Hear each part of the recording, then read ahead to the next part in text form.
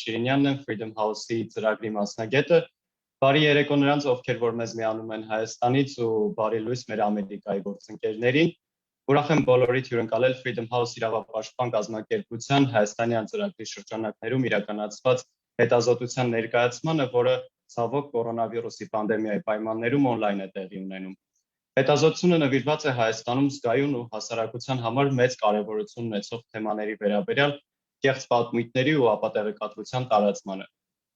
Այն բաղկացած է 4 գլուխներից՝ կորոնավիրուսի համաճարակ, Լեռնային Ղարաբաղի երկրորդ պատերազմ, ժողովրդավարություն եւ սոցիալ-մշակութային հարցեր, վերհանելով սրանց շուրջ տարածված ապատեղեկատվությունն ու կեղծ պատմույթները։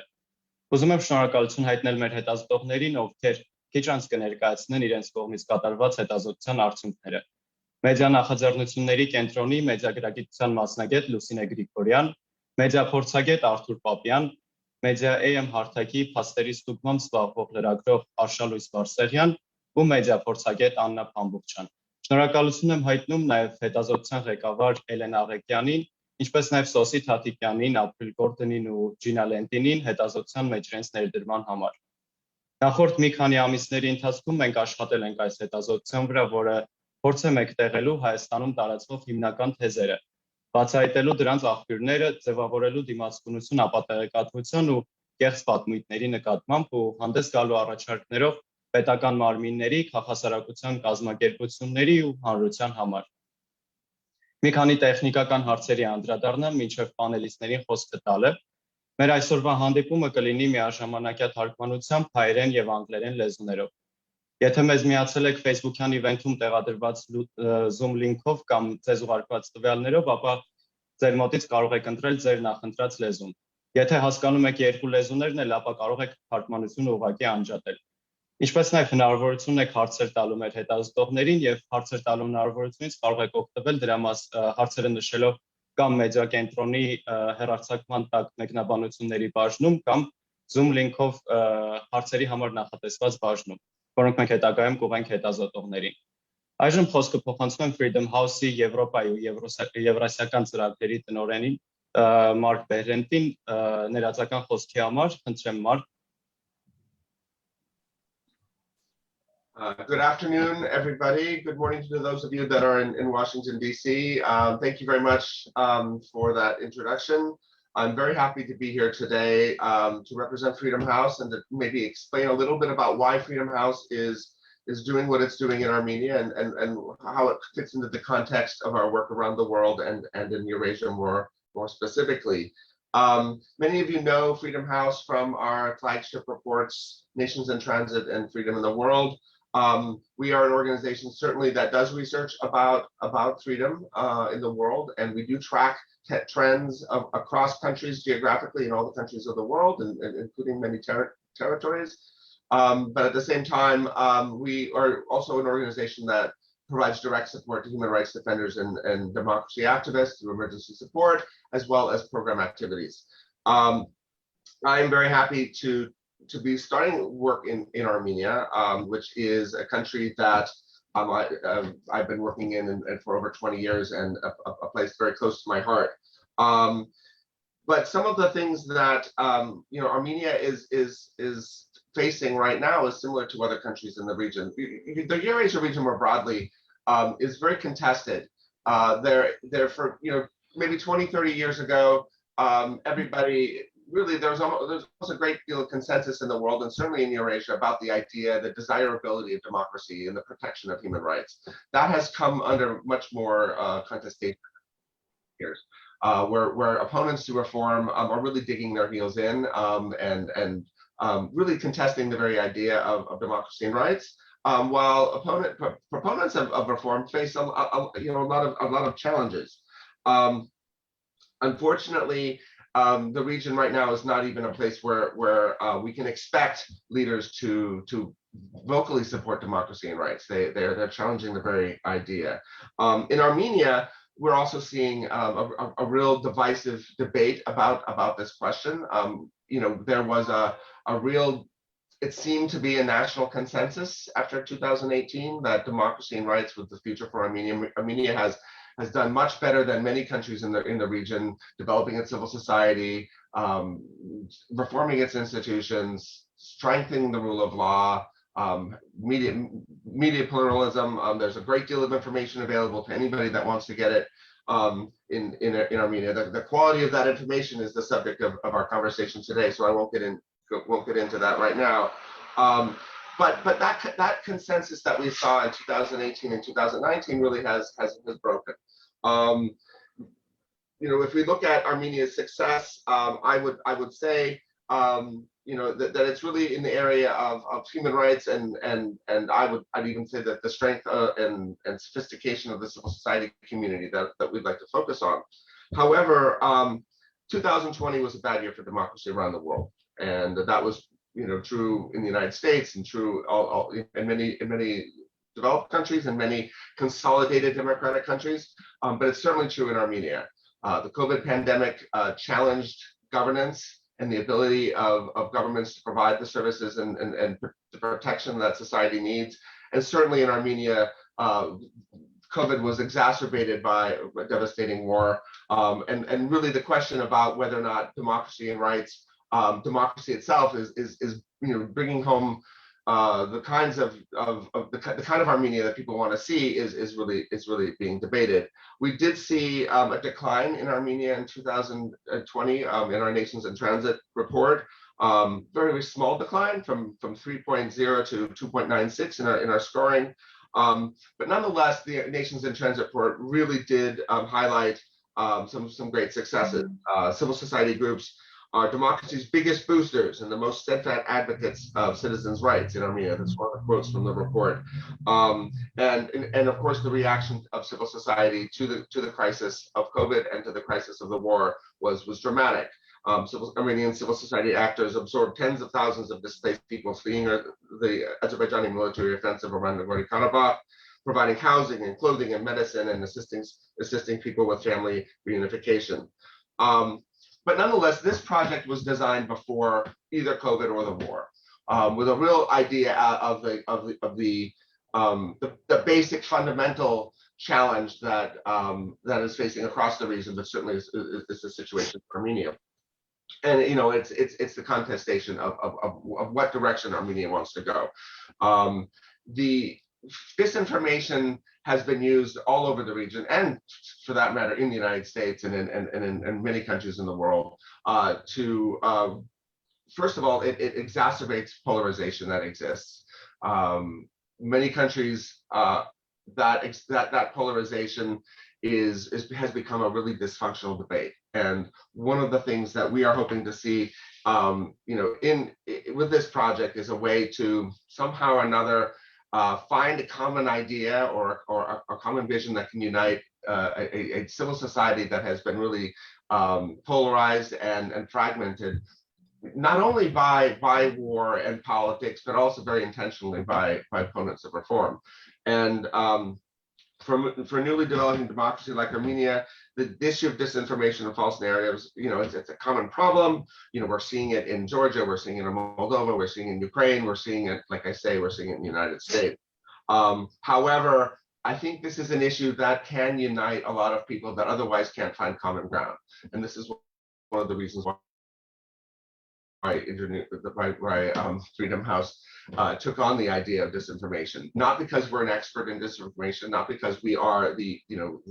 fact checkers of the world, though we do that kind of work in some countries, but mostly because we understand that a lot of people that don't agree on many questions agree about the problem of disinformation. It's a uniting idea, and it's an idea because people have been victimized by it. People see it's a direct impact on themselves, and they also see the negative impact on their society. And we believe that through a healthy discussion and debate, such as today's discussion, ultimately, we will be able to strengthen the ability for a very fragmented civil society in Armenia to talk to each other, to engage with one another, and ultimately to unify in their support for reform and the protection of rights in Armenia. I'd like to do whatever we can from the perspective of Freedom House to support this process. But ultimately, we all understand that it's Armenians themselves that are going to build Armenia's democracy. You understand yourselves, those of you that are Armenians that are listening to me right now, understand yourselves the complexities of your society and the complexities of the problem. So while I might throw questions out and ask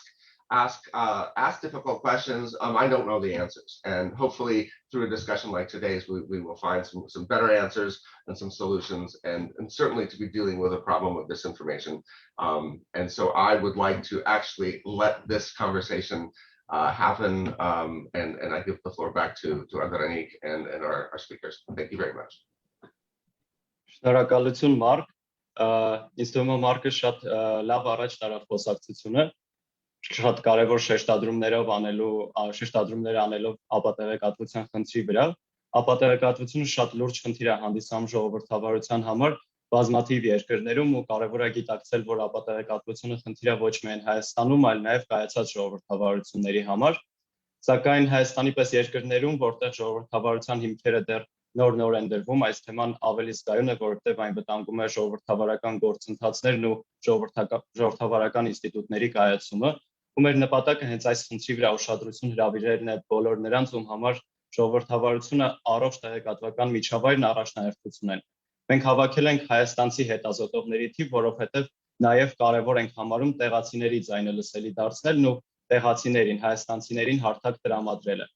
Սակայն մինչ պանելիստներին խոսքը տրամադրելը կխնդրեի, որպեսզի մեր հետազոտության համակարգող Էլեն Աղեկյանը ներկայացնի այն մեթոդաբանությունը, որի վրա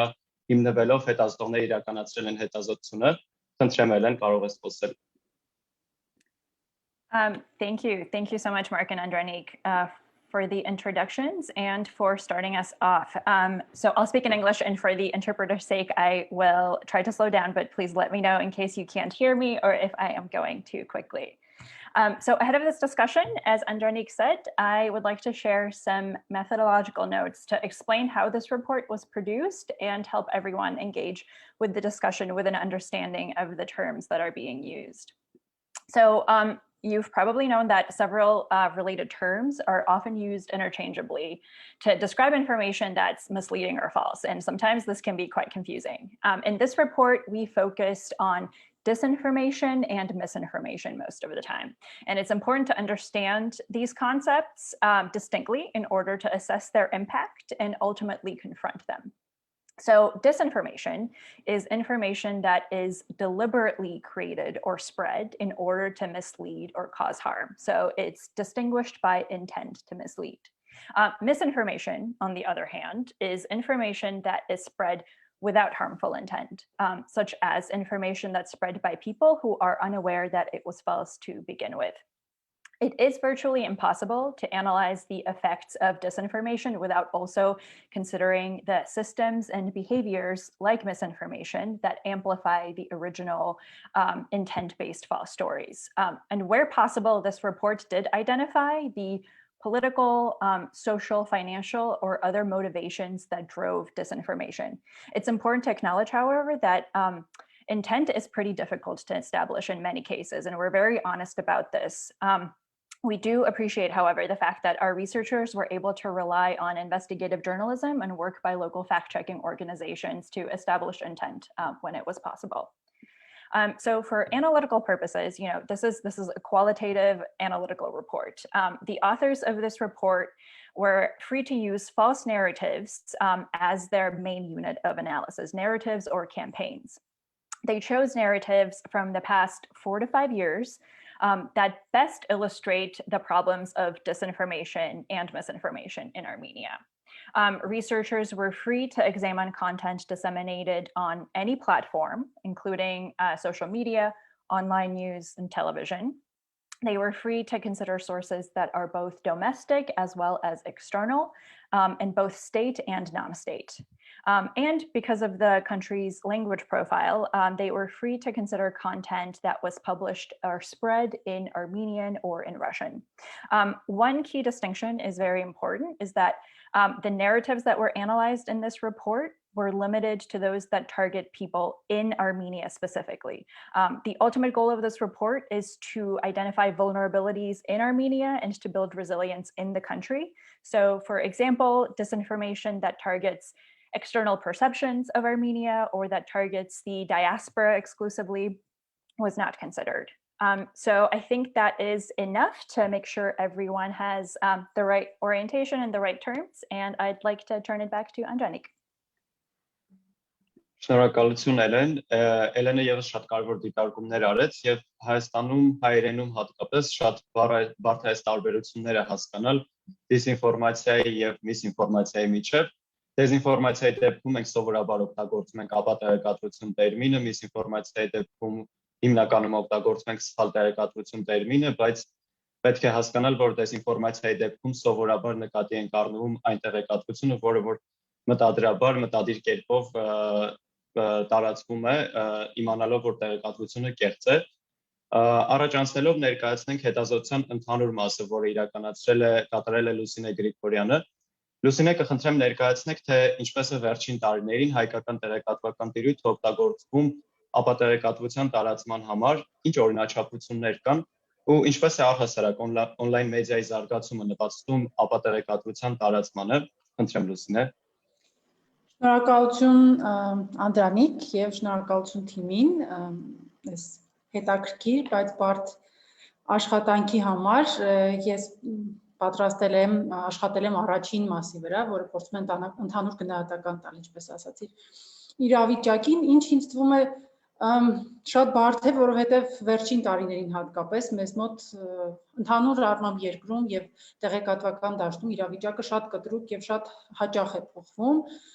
Մինչ մենք աշխատում էինք այս հետազոտության վրա, նաև հիմա առաջ եկավ ընտրությունները, նախընտրական շրջանը եւ ըստ այն առաջիկա ամսվա ընթացքում էլի բաներ կփոխվեն, ինչ որ նոր ուղղություններ, հարթակներ, աղբյուրներ ի հայտ կգան եւ ճգնաժամը ընթացքի մեջ է, չի ավարտվել, որպեսզի հնարավոր լինի այդպես խորը վերջնական եզրակացությունների գալ, բայց իհարկե նաև քանի որ շատ որոշիչ, դժվար, կարևոր փուլում ենք, շատ կարևոր է ինչ-որ բաներ արձանագրել, խնդիրները հասկանալ ու գուցե փորձել լուծումներ տալ։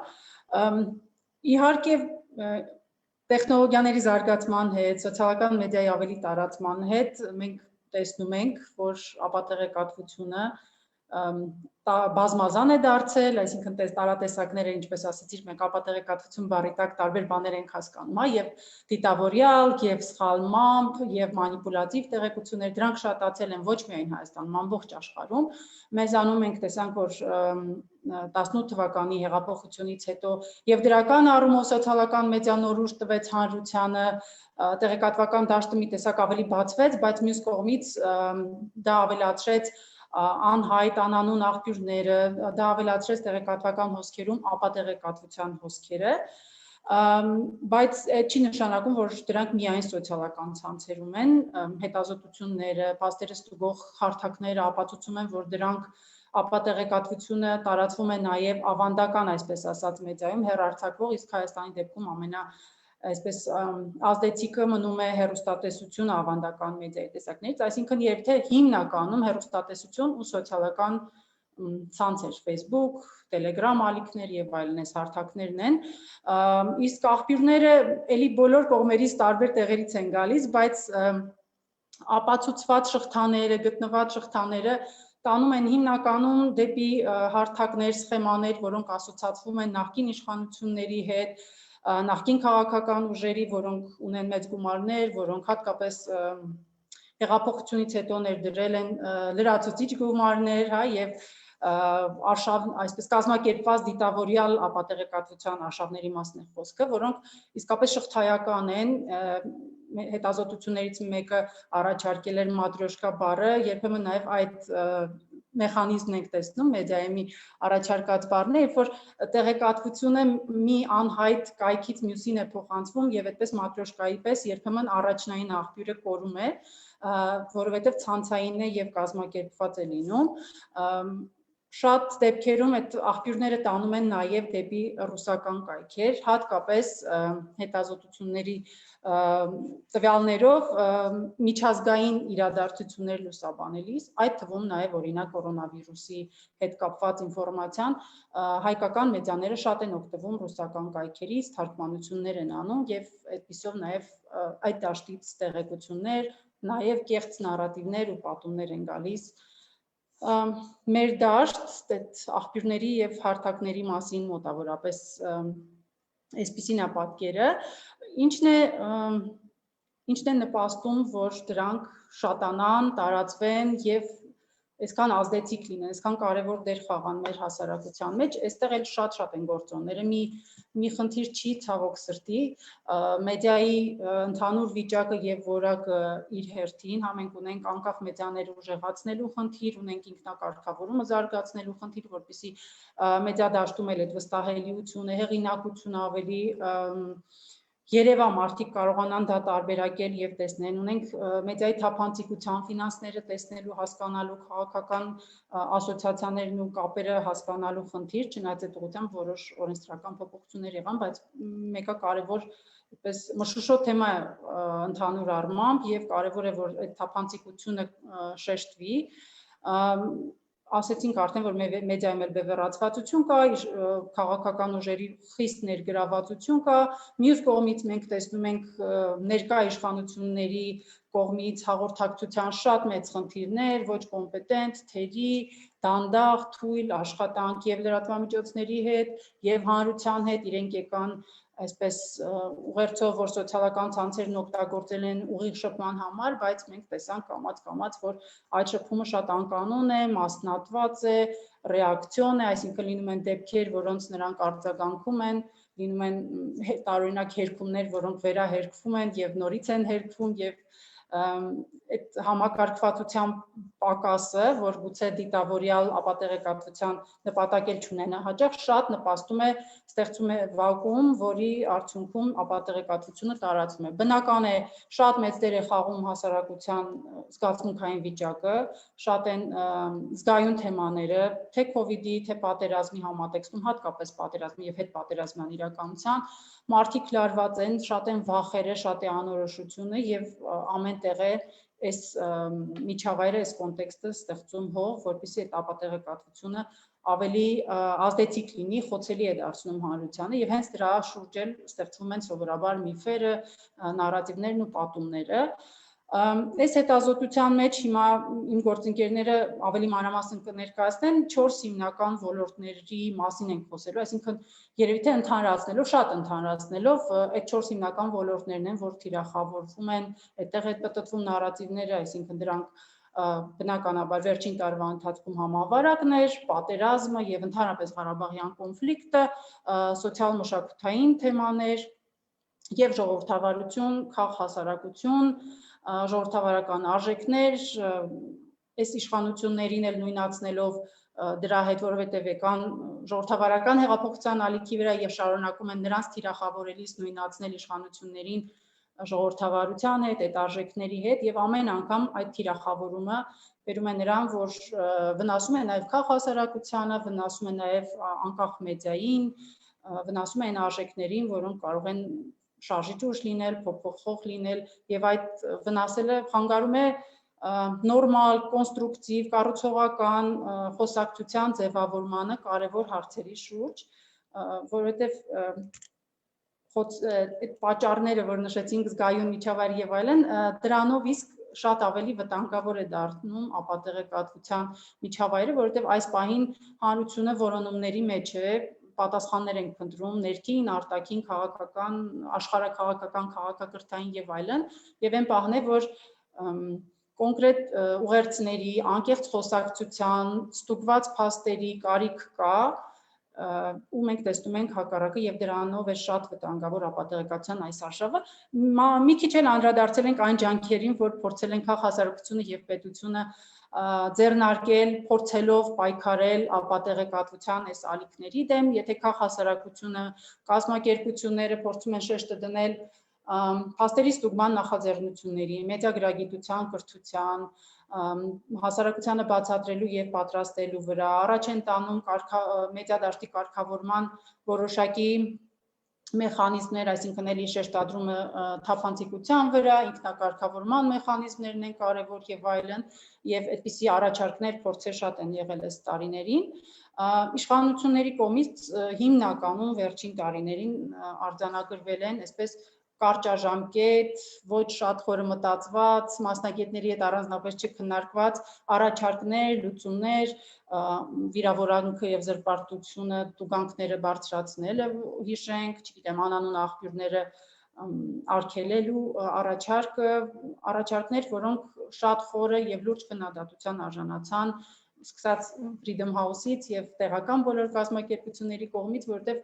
կարծես թե մինչև վերջ մտածված չեն, համակարգված չեն, դրված չի ինչ-որ երկարաժամկետ գաղափարի կամ ռազմավարության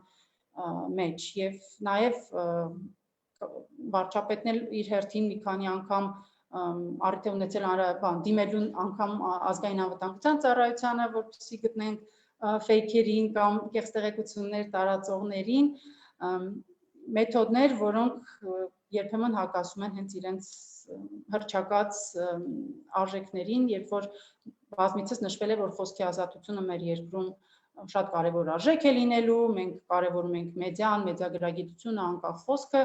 եւ մյուս կողմից տեսնում ենք, որ փորձում են պայքարել մեթոդներով, որոնք խոցելի են, մտածված չեն, մշակված չեն, կասկածելի են, դրանց չափելիությունը, չափանիշները եւ այլն հստակ չեն ոչ միայն սովորական հասարակության համար, այլ նաեւ ոլորտի մասնագետների համար։ Մոտավորապես այսքանը, կարծում եմ ոլորտային բաժիններում շատ ավելի հետաքրքիր օրինակներով կտեսնենք խնդիրները, բայց ընդհանուր պատկերը այսպիսին է, վտանգները շատ են եւ ծավալը շատ մեծ է։ Շնորհակալություն Լուսինե։ Ուզում եմ քեզ մի հարց ուղղել, քանի որ խոսեցինք, որ հեռուստաընկերությունների միջոցով ավելի շատ տարածվում ապատեղեկատվություն ու հեռուստաընկերությունները ավելի հասանելի են մեր բնակչության մեծ մասին, ինչ ես կարծում հանրային հեռարձակողը ու հանրային ռադիոընկերությունը ինչ դերակատարում պետք է ունենան ապատեղեկատվության ու այս կեղծ պատմությունների դեմ պայքարելու գործում։ Եթե լիներ պետական կամ ազգային կամ պետական ռազմավարություն, հաստատ հանրային հեռարձակողը եւ հանրային մեդիան պիտի իր կարևոր դեր ունենար եւ տեղ ունենար ընդհանրապես կրթական իր գործառույթներով եւ բարձրացնելու լսարանի մեդիագրագիտության մակարդակը, ոչ միայն, այսինքն մի ձեռքով նրանք պարտավոր են տարածել ստուգված, պաստարկված անկախ, օբյեկտիվ, անաչառ բովանդակություն, բայց մյուս կողմից նաև կրթելու եւ սովորեցնելու այդպիսի փորձեր իրականում եղել են։ Հենց մեր կազմակերպության հետ եւ հանրային ռադիոն եւ հանրային հեռուստաընկերությունը աշխատել են ստեղծելու մեդիագրագիտության թեմաներով հաղորդումներ, ոչ միայն մեզ հետ իհարկե, բայց ուզում ասեմ այդպիսի փորձեր անում են, բայց նաև իրենց աշխատանքով իրենք պիտի այդ թափանցիկությունը երևա, պիտի իրենց ֆինանսներից սկսած մինչև քաղաքականության որոշումների կայացում, լրատվության օբյեկտիվություն իրենք հնարավորինս բաց լինեն եւ այդ օրինակով նաև վարակեն մյուս մեդիաներին։ Գիտեմ նաև, որ հանրային հեռուստաընկերությունը, հանրային մեդիան միացել է Հայաստանի ինքնակարգավորման մեխանիզմին, դիտորդ մարմին, այսինքն դա դրական քայլ է, որ իրենք ասում են մենք էլ պատրաստ ենք լսել մասնագետների կարծիքը, ընդունել այդ էթիկայի սկզբունքները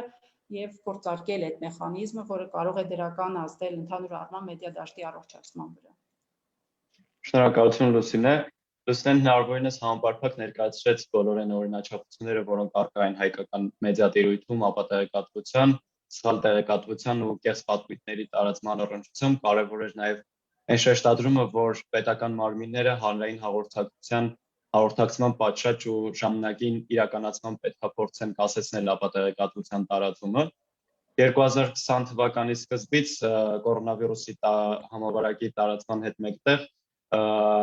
հանրային մեդիատիրույթը հեղեղվեց ապատեղեկատվությամբ կորոնավիրուսի մասին։ Բազմաթիվ հետազոտություններ ցույց տվեցին, որ հայաստանցիների մեծ մասը անլուրջ է մոտենում համավարակին ու հետագայում նաև վակցինացման շուրջ սկսվեց տարածվել ապատեղեկատվություն, որի պատճառով Հայաստանի Հանրապետությունում վակցինացման տեմպերը ամենացածրն են տարածաշրջանում, չնայած որ դա հասանելի է գրեթե բոլորին։ Անցնելով առաջ խոսքը փոխանցեմ Արթուր Պապյանին, ով հետազոտել է կորոնավիրուսի շուրջ տարածվող ինֆոդեմիան։ Արթուր, ինչ օրինաչափություններ կան համավարակի շուրջ տարածվող ապատեղեկատվության վերաբերյալ, արդյոք հայկական տիրույթում հանրային առողջությանը վերաբերող հարցերի շուրջ տարածվող ապատեղեկատվությունը եզակի երևույթ է կորոնավիրուսի շրջանակներում, թե անցյալից եւս այսպիսի օրինակներ ունենք։ Խնդրեմ Արթուր։ Ողջույն, նախ ասեմ, որ փոքրիկ պատմություն ասեմ, այդ այնպես ստացած որ ընտանիքով հիվանդացել ենք, գնացինք պոլիկլինիկա ու այդ պոլիկլինիկայի բժիշկի վերաբերմունքն եմ հիշում, մոտավորապես այն էր, որ ես եկել եք ծրի տեստ եք ուզում ստանաք, ու դրանից հետո ամբողջ ցանկությունը պոլիկլինիկա, բժիշկների հետ շփվել եւ այն այդ ամբողջ ուղղակիորեն չքացել էր եւ ոչ մի ցանկություն չունեի ու գիտեմ, որ Հայաստանում շատ քաղաքացիներ հենց այդ առողջապահության օղակի այդ ներքևի մակարդակի առաջնային շփման մակարդակում այդպիսի առաջին կամ երկրորդ շփումից հետո այլևս ցանկանում են որևէ բան չունենալ առողջապահության համակարգի հետ եւ ընդհանրապես առողջապահության համակարգը Հայաստանում լավ անուն չունի դա տարբեր պատճառներով է ոլորտի, չգիտեմ, հիմնաֆինանսավորման, տարիների թերի ֆինանսավորման եւ այլնի, բայց պիտի հասկանանք, որ երբ մենք մոտենում ենք COVID-19-ին, մենք արդեն մոտենում ենք մի իրավիճակում, երբ ընդհանրապես գործ ունենք մի ինստիտուտի հետ, որի նկատմամբ վստահությունը առանձնապես բարձր չէր, արդեն դեռ 17 թվականից շրջանառվում էին ինչ-որ տեսություններ, օրինակ պապիլոմավիրուսի կարդասիլի հետ կապված, 16 թվականից արդեն շրջանառվում են ինչ-որ տեսություններ Հայաստանում բիոլաբորատորիաների ստեղծման, երբ ամերիկյան ֆինանսավորմամբ պարզապես առողջապահության նախարարության ներքո գործող շատ պարզ լաբորատորիաների շուրջ հիմնական Ռուսաստանում աղբյուրներից տարածվում էր որոշակի ապատեղեկատվություն, այսինքն մենք ունեինք որոշակի ժառանգություն եւ այդ ժառանգության հետ եկավ այդ պահը պանդեմիայի եւ պանդեմիայի հենց սկիզբն էլ Հայաստանի իշխանությունները իրենց ինչ որ առումով թերի իրար հակասող հայտարարություններով, քայլերով ել ավելի իրավիճակը վատթարացրեցին եւ պետք է ասել, որ այդ պանդեմիան Հայաստանում նաեւ ինֆոդեմիայի վերածվեց նաեւ եւ ինչ որ առումով նաեւ իշխանությունների պահվածքի պատճառով, երբ ասում էին մեկ, որ կորոնավիրուսն ուսումն է, երբ ասում էին, որ դիմակներ պետք չեն, պետք են, ընդ որում ոչ միշտ է, որ դա ամբողջությամբ մեղքը իշխանությունների վրա է, որովհետև հենց սկզբում հիշում ենք, որ նաև միջազգային, փորձագիտական շրջանակներում դիմակների հետ կապված խնդիրներ կային։ Ամեն դեպքում մենք ունեցանք այսպիսի ինչ-որ հակասական սկիզբ պանդեմիայի եւ հենց սկզբում նաև իշխանությունների արտակարգ իրավիճակների հետ կապված քայլերն էին ինչ-որ առումով ոչ լիարժեքորեն մտածված, երբ ինչ-որ չափից դուրս մեծ խստացումներ էին մտցնում, երբ ոստիկաններն այցելում էին մարդկանց տներ, պահանջում էին Facebook-յան ինչ-որ գրառումներ ջնջել, ինչ-որ դեպքերում, որը լրիվ բոլորովին ոստիկանության կարողությունների ու գիտելիքների շրջանակում չէր նման քայլերի իրականացումը, հետո քննադատությունից հետո այդ քայլերը ինչ-որ հանվում էին կամ սահմանվում էր չափից դուրս խիստ ինչ-որ մի կարգավորում, երբ բոլորը պիտի ինչ-որ թղթիկով դուրս գային, բայց ոչ ոք այդպես չէր անում, դրան հետևելու ի վիճակի չէին լինում իշխանությունները, այս ամբողջը ստեղծեց հենց սկզբից էլ իշխանություն, հասարակություն, հարաբերությունների մեջ որոշակի լարվածություն, հետո պիտի հասկանանք, որ 20 թվականը իրական Հայաստանի համար երևի պատմության ծանրագույն տարին է եղել, որովհետև կորոնավիրուսը, որ արդեն իսկ աշխարհի շատ պետությունների համար մեծագույն մարտահրավեր էր Հայաստանում, բարդացավ հուլիսյան բախումներով 20 թվականի, այնուհետև տեղի ունեցավ երկրորդ Ղարաբաղյան պատերազմը եւ պատերազմի զուգընթաց, երբ բոլորը մոռանալով ամեն ինչի մասին, ռազմաճակատով էին ապրում, այդ ընթացքում տեղի ունեցավ ամենամեծ պիկը կորոնավիրուսի եւ հետաքրքիր է կամ երևի նույնիսկ հետաքրքիր չէ, երևի օրինաչափ է, որ հասարակությունը դասեր չքաղեց եւ մենք ունեցանք բավականին լուրջ երրորդ ալիք արդեն այս գարնանը, այսինքն կոവിഡից 1 տարի հետո, երբ թվում էր, որ արդեն բավական բան գիտենք այդ մասին, արդեն մեծ թվով զոհեր կան կորոնավիրուսի պատճառով, արդեն կար պատվաստանյութ, բայց ոչ, մենք մարտի վերջերից ունեցանք բավական լրջագույն պիկ իրականում, ինչ վերաբերում է ընդհանրապես թե ընթացքը ինչպիսին էր կոവിഡի հետ կապված այս ինֆոդեմիայի, երևի շատերը արդեն սկսել են մոռանալ կոճղապղպեղի կամ բանանի պատմությունները, երբ մի դեպքում բանանը հայտարարվում էր որպես կոവിഡի մեղավոր, մյուս դեպքում կոճղապղպեղը կամ սխտորը որպես հրաշալի ինչ-որ բուժամիջոցներ, ու մենք տեսնում ենք գների ինչ-որ տատանումներ, երբ բանան չէր վաճառում, կոճղապղպեղել ընդհանրապես չկար,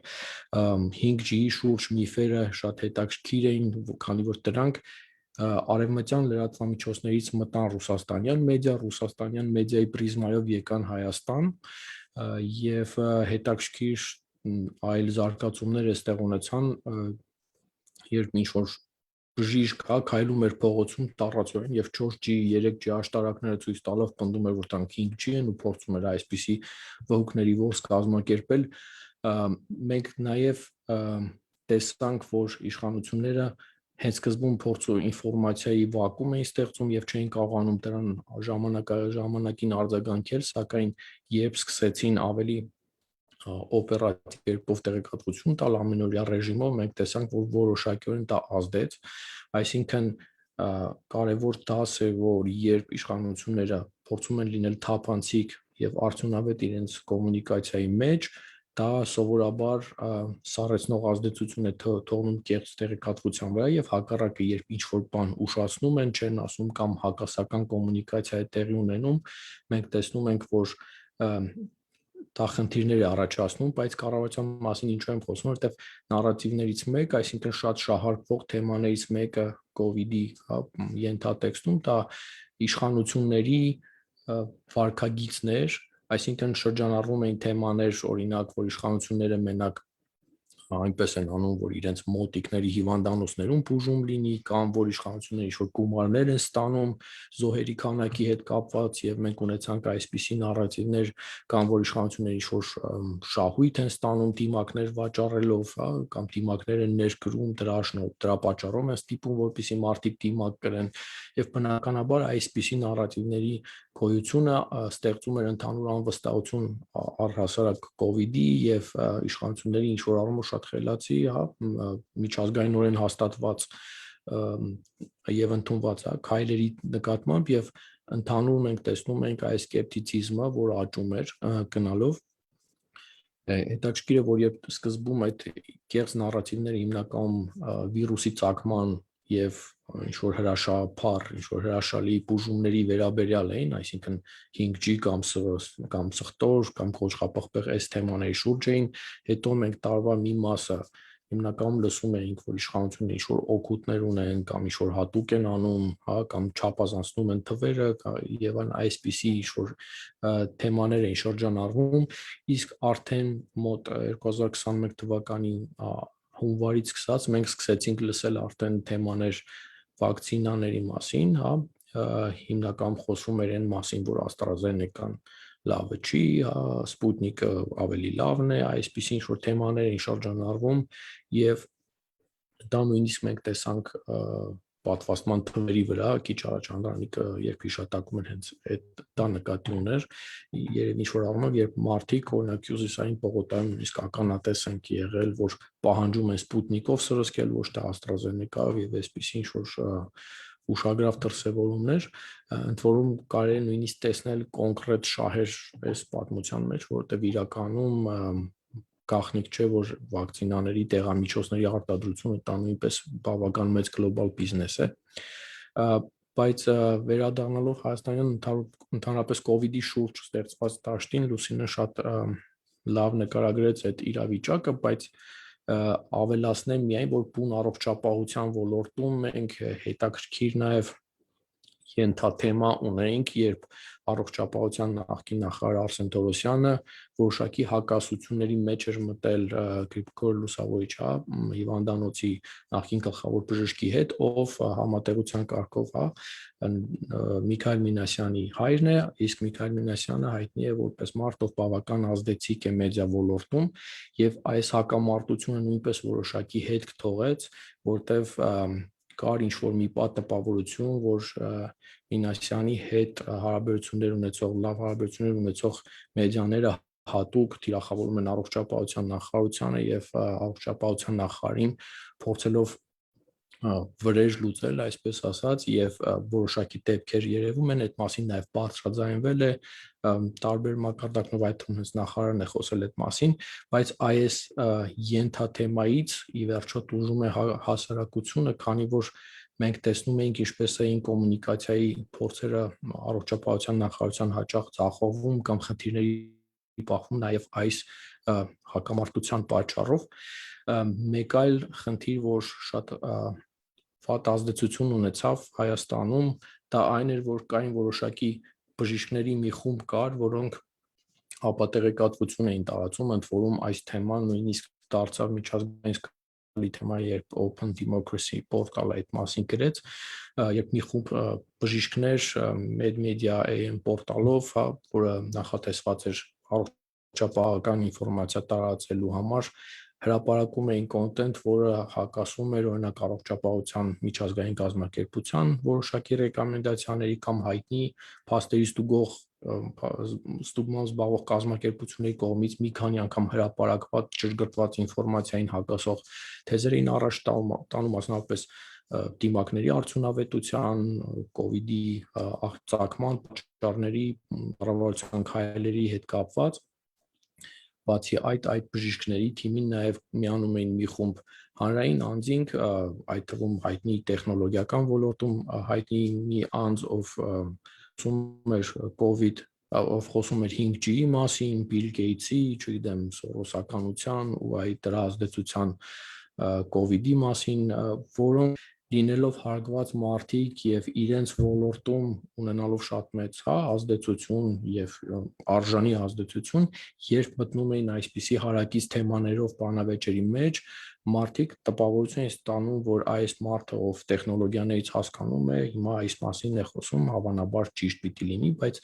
տեսնում ենք, որ որոշակիորեն շոշափվում էր գրեթե կոորդինացիա եւ որոշակի շահերին սպասարկելու ձգտում այս ամենի հետևում, ինչից ի վերջո տուժում էր հասարակությունը, նաև պիտի հասկանանք, որ ի վերջո առողջապահությունը դա մի թեմա է, որ բոլորին է վերաբերում եւ բոլորն են հարկամարում դրան մասնակցել, տարածել տեղեկատվությունը, որովհետեւ դա, այսպես ասած, it's not rocket science, այդ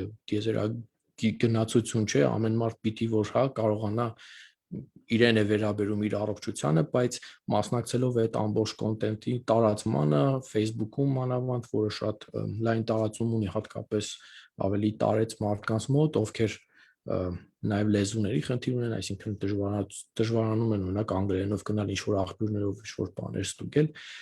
սա բազմապատկվում էր Հայաստանում եւ Հայաստանում մենք իսկապես գործ ունենք ինֆոդեմիայի հետ։ Եվ ես այսքանով սահմանափակվեմ իրականում երևի պետք է կարդալ ամբողջությամբ այս զեկույց, այստեղ շատ ու շատ փաստեր կան, բազմաթիվ հղումներ, կարծում եմ դա եւ նաեւ հարցերի ուրախ կլինեմ պատասխանել։ Շնորհակալություն Արտուր, ես ուզում եի հարցնել քո կարծիքը, ու քանի որ դու ինքդ մեդիա փորձագետ ես ու վստահաբար հետևել ու ուսումնասիրել ես, ոնց ազդեց կորոնավիրուսի համավարակը ընդհանրապես մեդիայի ու խոսքի ազատության վրա Հիմնականում Հայաստանում իհարկե դրսի օրինակներ էլ կան, բայց Հայաստանում հիմնականում եթե կարելի է մի երկու բառով ներկայացնես, թե ինչ ազդեցություն ունեցավ խոսքի ազատության ու մեդիայի ազատության վրա։ Իրականում շատ վատ ազդեցություն ունեցավ, որովհետև հենց կորոնավիրուսի դեմ պայքարի ու այս ինֆոդեմիայի դեմ պայքարի քողի տակ Հայաստանի իշխանությունները կատարեցին քայլեր, որոնք Հայաստանի համար աննախադեպ էին, այլ կերպ ասած, ասենք օրինակ տելեկոմ տվյալների համատարած tracing-ը, այսինքն քաղաքացիների վերահսկողություն,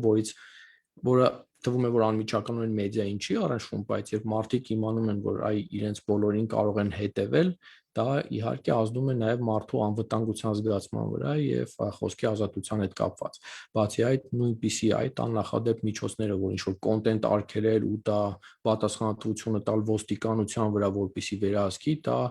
չլսված բան է, որ եթե ասենք երևի մեկ էլ 2008 թվականին էինք մենք ինչ որ սրա նույնիսկ երևի կարելի ասել ավելի մեղմ մի բան տեսել եւ երբ այսպիսի տաբուներ են կոտրվում եւ երբ տարվում է մի իշխանություն, որը եկել է իշխանության, ժողովրդավարության, խոսքի ազատության թեզերով ու նա իրեն այսպիսի բաներ է թույլ տալիս, սա չի կարող շատ վատ ազդեցություն չունենալ եւ մենք դա արդեն տեսնում ենք եւ այս իշխանությունները, այս խորհրդարանը նախաձեռնեցին ինչ-որ օրենսդրական քայլեր եւ որոնք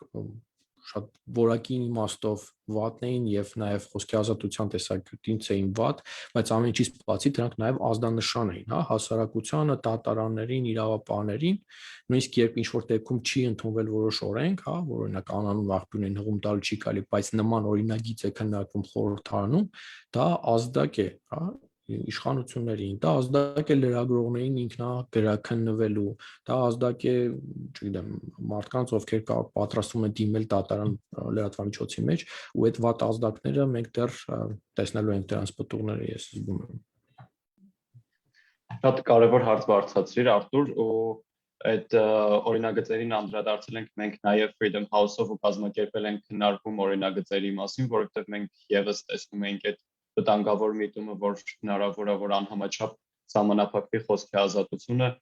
ու հուսով ենք, որ մեր մտահոգությունները տեղ են հասել, որովհետև մենք փորձել ենք դրանք տեղ հասցնել։ Արտուր, քեզ այստեղ մեր չաթում հարց են գրել, ու կարծում եմ, որ դա նաև կապված է նրա հետ, ինչ որ դու նշեցիր ոստիկանության մասով։ Հարցն է անում է, թե ինչու պիտի ոստիկանությունը կանխարգելիչ միջոցառումներ իրականացներ ու արդյոք տեղական ինքնակառավարման մարմինները ու առողջապահության նախարարությունը այստեղ անելիք չունեին, ինչ կպատասխանես սրան։ Ես կպատասխանեմ, որ երբ ես հանդիպում եմ մի թեմայի, որից լիովին չեմ հասկանում, ես փորձում եմ այդ թեման քննարկել մասնագետների հետ։ Եվ հիմա ձեր հարցին ուղղակի պատասխան չունեմ, բայց կարծում եմ, որ երբ նման նախաձեռնությամբ օրինակ իշխանությունը հանդես գալիս, նա ուղղակի պարտավոր է բոլոր շահագրգիռ օղակների հետ քննարկել եւ հետո ինչ որ նախաձեռնությամբ հանդես գալ, որպեսզի մենք չունենանք այնպիսի լուծումներ, ինչպիսին ունենք։ Այլ կերպ ասած, թվում է, որ խուսափում եմ հարցից, բայց խնդիրը հենց այդ է, որ երբ բերվում է նախաձեռնություն, երբ մեդիա համայնքը, մեդիա կազմակերպությունները փորձում են անհատ падգամավորների հետ գոնե բանակցել ու ասել ժողովուրդ կանգնեցրեք, ես ինչ եք անում, ու վերջում դա ընդունվում է, դա անթույլատրելի է ուղղակի, ու դու տեսնում ես, որ այստեղ ուղղակի, չգիտեմ, հապճեպ չմտածված քայլեր են արվում, որոնք հետո էլ հակառակ ազդեցություն են ունենում, որտեղ հետո էլ մենք ինչ տեսանք, քան որ օրինագիծը վատն էր, սխալ էր, հա, օրինակ մարտի 16-ին ընդունվեց, 31-ին փոխվեց, 24-ին հանվեց, 31-ին նոր օրինագիծով հանդես եկան, եւ արդեն հունիս-հուլիսին վարչապետը խորհրդանում մեղադրում էր, ասում էր, այ դուք իրավապաշտպաններ, մեդիա կազմակերպություններ ձեր պատճառով են հիմա մարտիկ զոհվում, թույլ չտվեցիք վերահսկենք այս կեղծ լուրերը, այսպիսի մեղադրանքներ նույնիսկ սկսեցին հնչել, մինչդեռ ինչ տեղի ունեցավ, երբ օրինագիծը կանխվեց, դեռևս սահմանափակումների բավական մեծ քանակ ուժի մեջ էր, բայց իշխանությունները ընդհանրապես դրանք դադարեցրեցին որևէ կերպ հետևել, այսինքն 24-ից հետո էլի արտակարգ ռեժիմ էր, էլի ինչ-որ բաներ կային սահմանափակումներ, բայց դրանց ոչ ոք այլևս չէր հետևում, այսինքն հակառակ ծայրահեղություն էլ եղավ, մինչդեռ կարելի էր կամ սկզբից նորմալ մշակել, կամ հետո փոփոխություններից հետո դրա իրականացմանը լավ հետևել։ Շնորհակալություն Արտուր, համավարակի մասին խոսելիս շատ կարևոր է հասկանալ, որ հանրային առողջությունն ու դրա պահպանումը առաջնայնություն պիտի լինի բոլորիս համար ու համավարակի կանոնների պահպանումը կարող է նվազեցնել բարակման ռիսկերը, իսկ սրա շուրջ տարածվող ապատեղեկատվությունը վտանգում է հենց հանրային առողջությունն ու դիմակայությունը։ Շատ կարևոր է, որպեսզի մեդիան պատասխանատվություն ու հոգատարություն դրսևորի իր ընթերցողների նկատմամբ ու առաջնայնություն դարձնի ընթերցողներին։ Ինչպես Արտուրը արդեն նշեց, 2020 թվականը հայաստանցիների համար ծանր էր ոչ միայն կորոնավիրուսի ու դրա հետևանքների առումով, այլ նաև Լեռնային Ղարաբաղում սկսված ռազմական գործողությունների։ Հետազոտողն, ով իրականացրել է այս հատվածը հետազոտության, ցանկացել է մնալ անանուն ու հետազոտության համակարգող Էլեն Աղեկյանը կներկայացնի այն։ Էլեն, կխնդրեմ ներկայացնես, թե պատերազմի ընթացքում ու դրանից հետո ինչ հիմնական թեզեր սկսեցին տարածվել ապատեղեկատվական Լեռնային Ղարաբաղում պատերազմի մասով ու ինչ դերակատարում ունի այստեղ հանրային հաղորդակցության էլի ոչ պատշաճ կատարումը։ Yeah, absolutely. Thank you, Anjanik. So I wanted to note that, I will be presenting the section on narratives about the 2020 Nagorno-Karabakh War on behalf of the anonymous author. So I will do my best to explain their work, but please forgive me if I am, when possible, I'll also distinguish between my opinion and what the author noted. So this audience is well aware that for Armenians, Nagorno-Karabakh has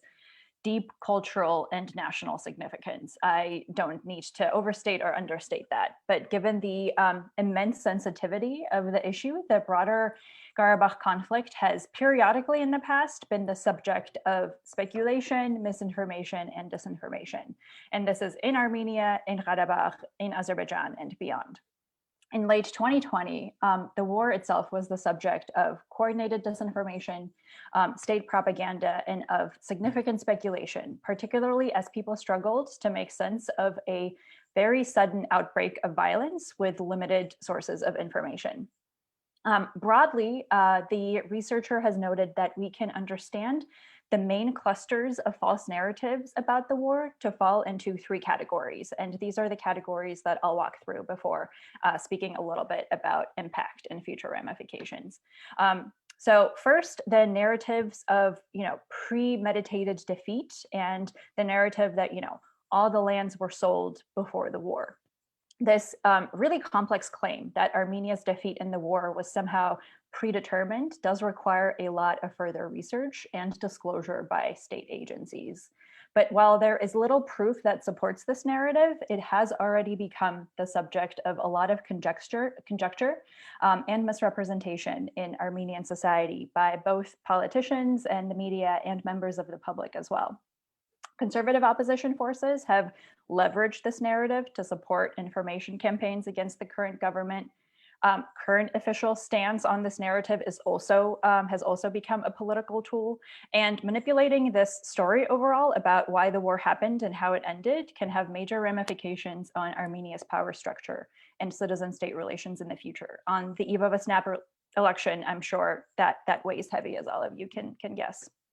So this narrative that the defeat was somehow predetermined originated actually before the war and dates back to the aftermath of the Velvet Revolution in 2018, when some politicians, after this massive political transformation, began to claim that the Maistep government had begun processes of ceding parts of Nagorno-Karabakh to Azerbaijan. We didn't see evidence of this back then, but this was a heavily politicized narrative.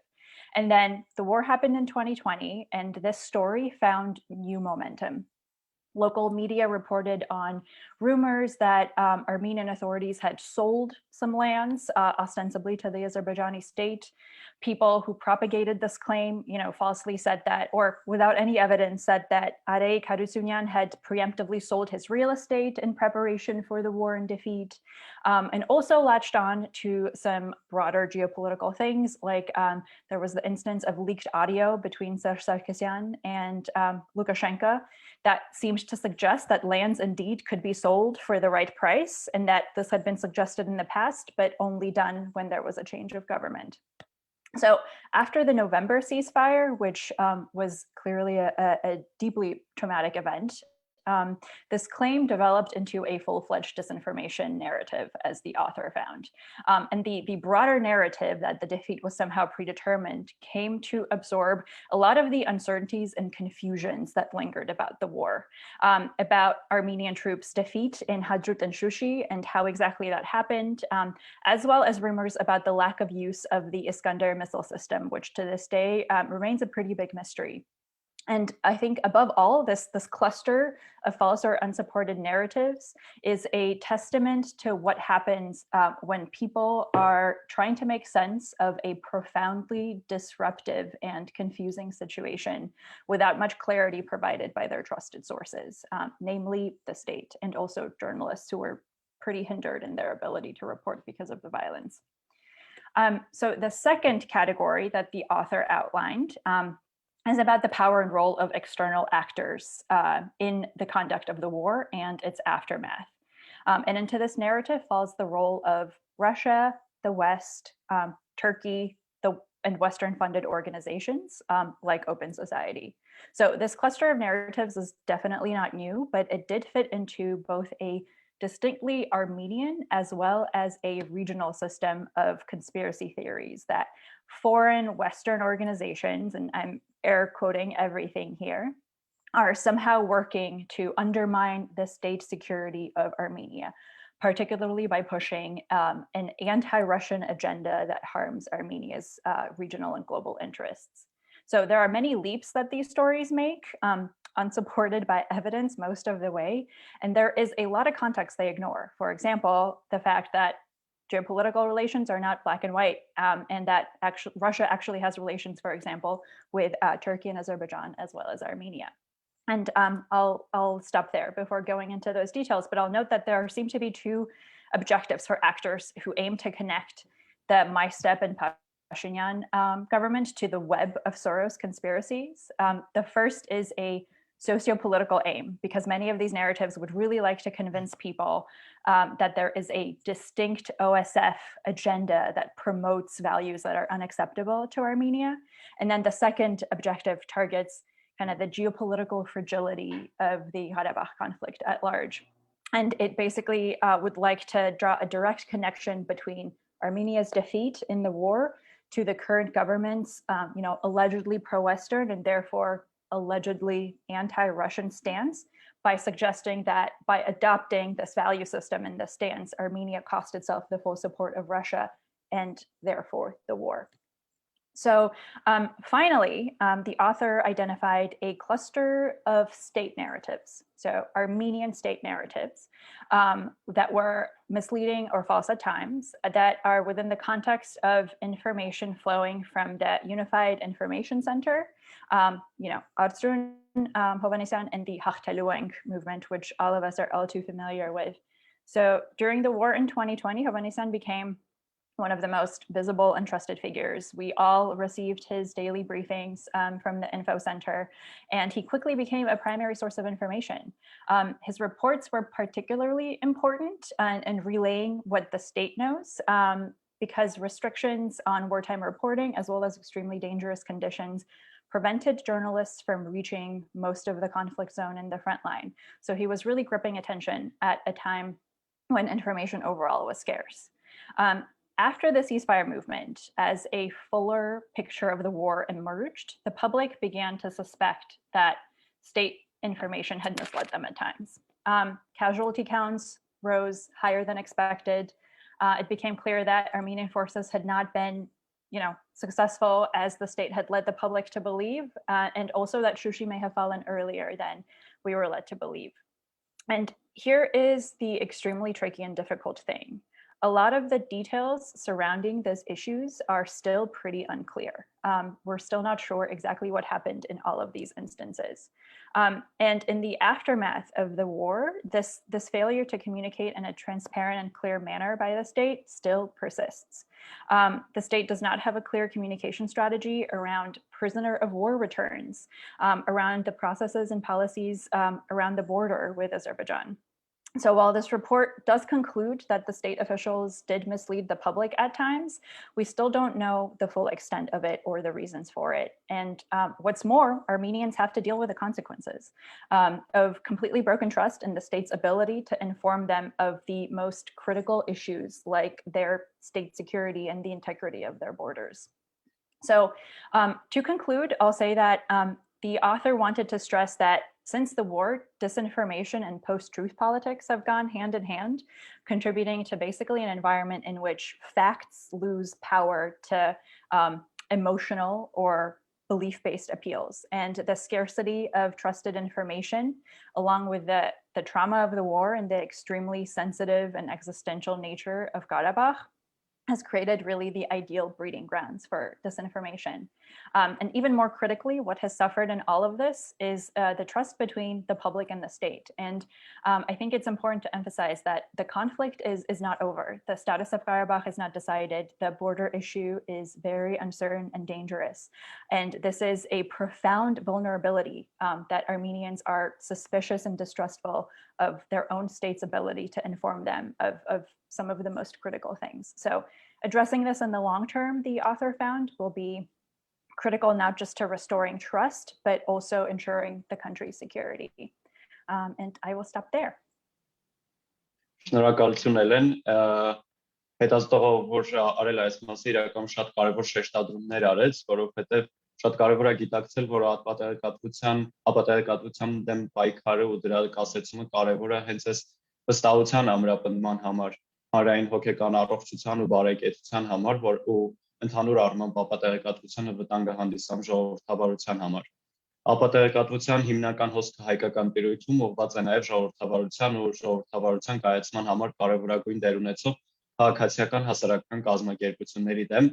Freedom House-ի կողմից վերջերս հրապարակված անցումային շրջանի ազգերը զեկույցում, ինչպես Մարկն էլ նշեց, հատկապես կարևորվում է ուժեղ քաղաքացիական հասարակության դերը ժողովրդավարության կայացման գործում։ Եվս մեկ անգամ հիշեցնեմ, որ զեկույցը փաստում է, որ Լեռնային Ղարաբաղի պատերազմի ընթացքում օրինակ քաղաքացիական հասարակությունը շատ հաճախ լրացնում էր պետության բացթողումներն ու այն վակումը, որ պետությունը ինքնուրույն չէր կարողանում լրացնել, օրինակ ապահովելով Ղարաբաղից տեղահանվածների մի մասին տանիքով, հագուստով, տեղորայքով եւ այլն։ Հիմա կխնդրեմ Աննա Փամբուխչյանին ներկայացնել, թե ինչ հիմնական օրինաչափություններ ու ապատեղեկատվություններ են շրջանառվում մեդիա, որոնք կարող են վնասել ժողովրդավարության կայացմանը Հայաստանում ու որոնք թիրախավորում են հենց քաղաքացիական հասարակությանը։ Խնդրեմ Աննա։ Շնորհակալություն Անդրանիկ, ես նախ կուզեի սկսել նրանից, որ նշեմ,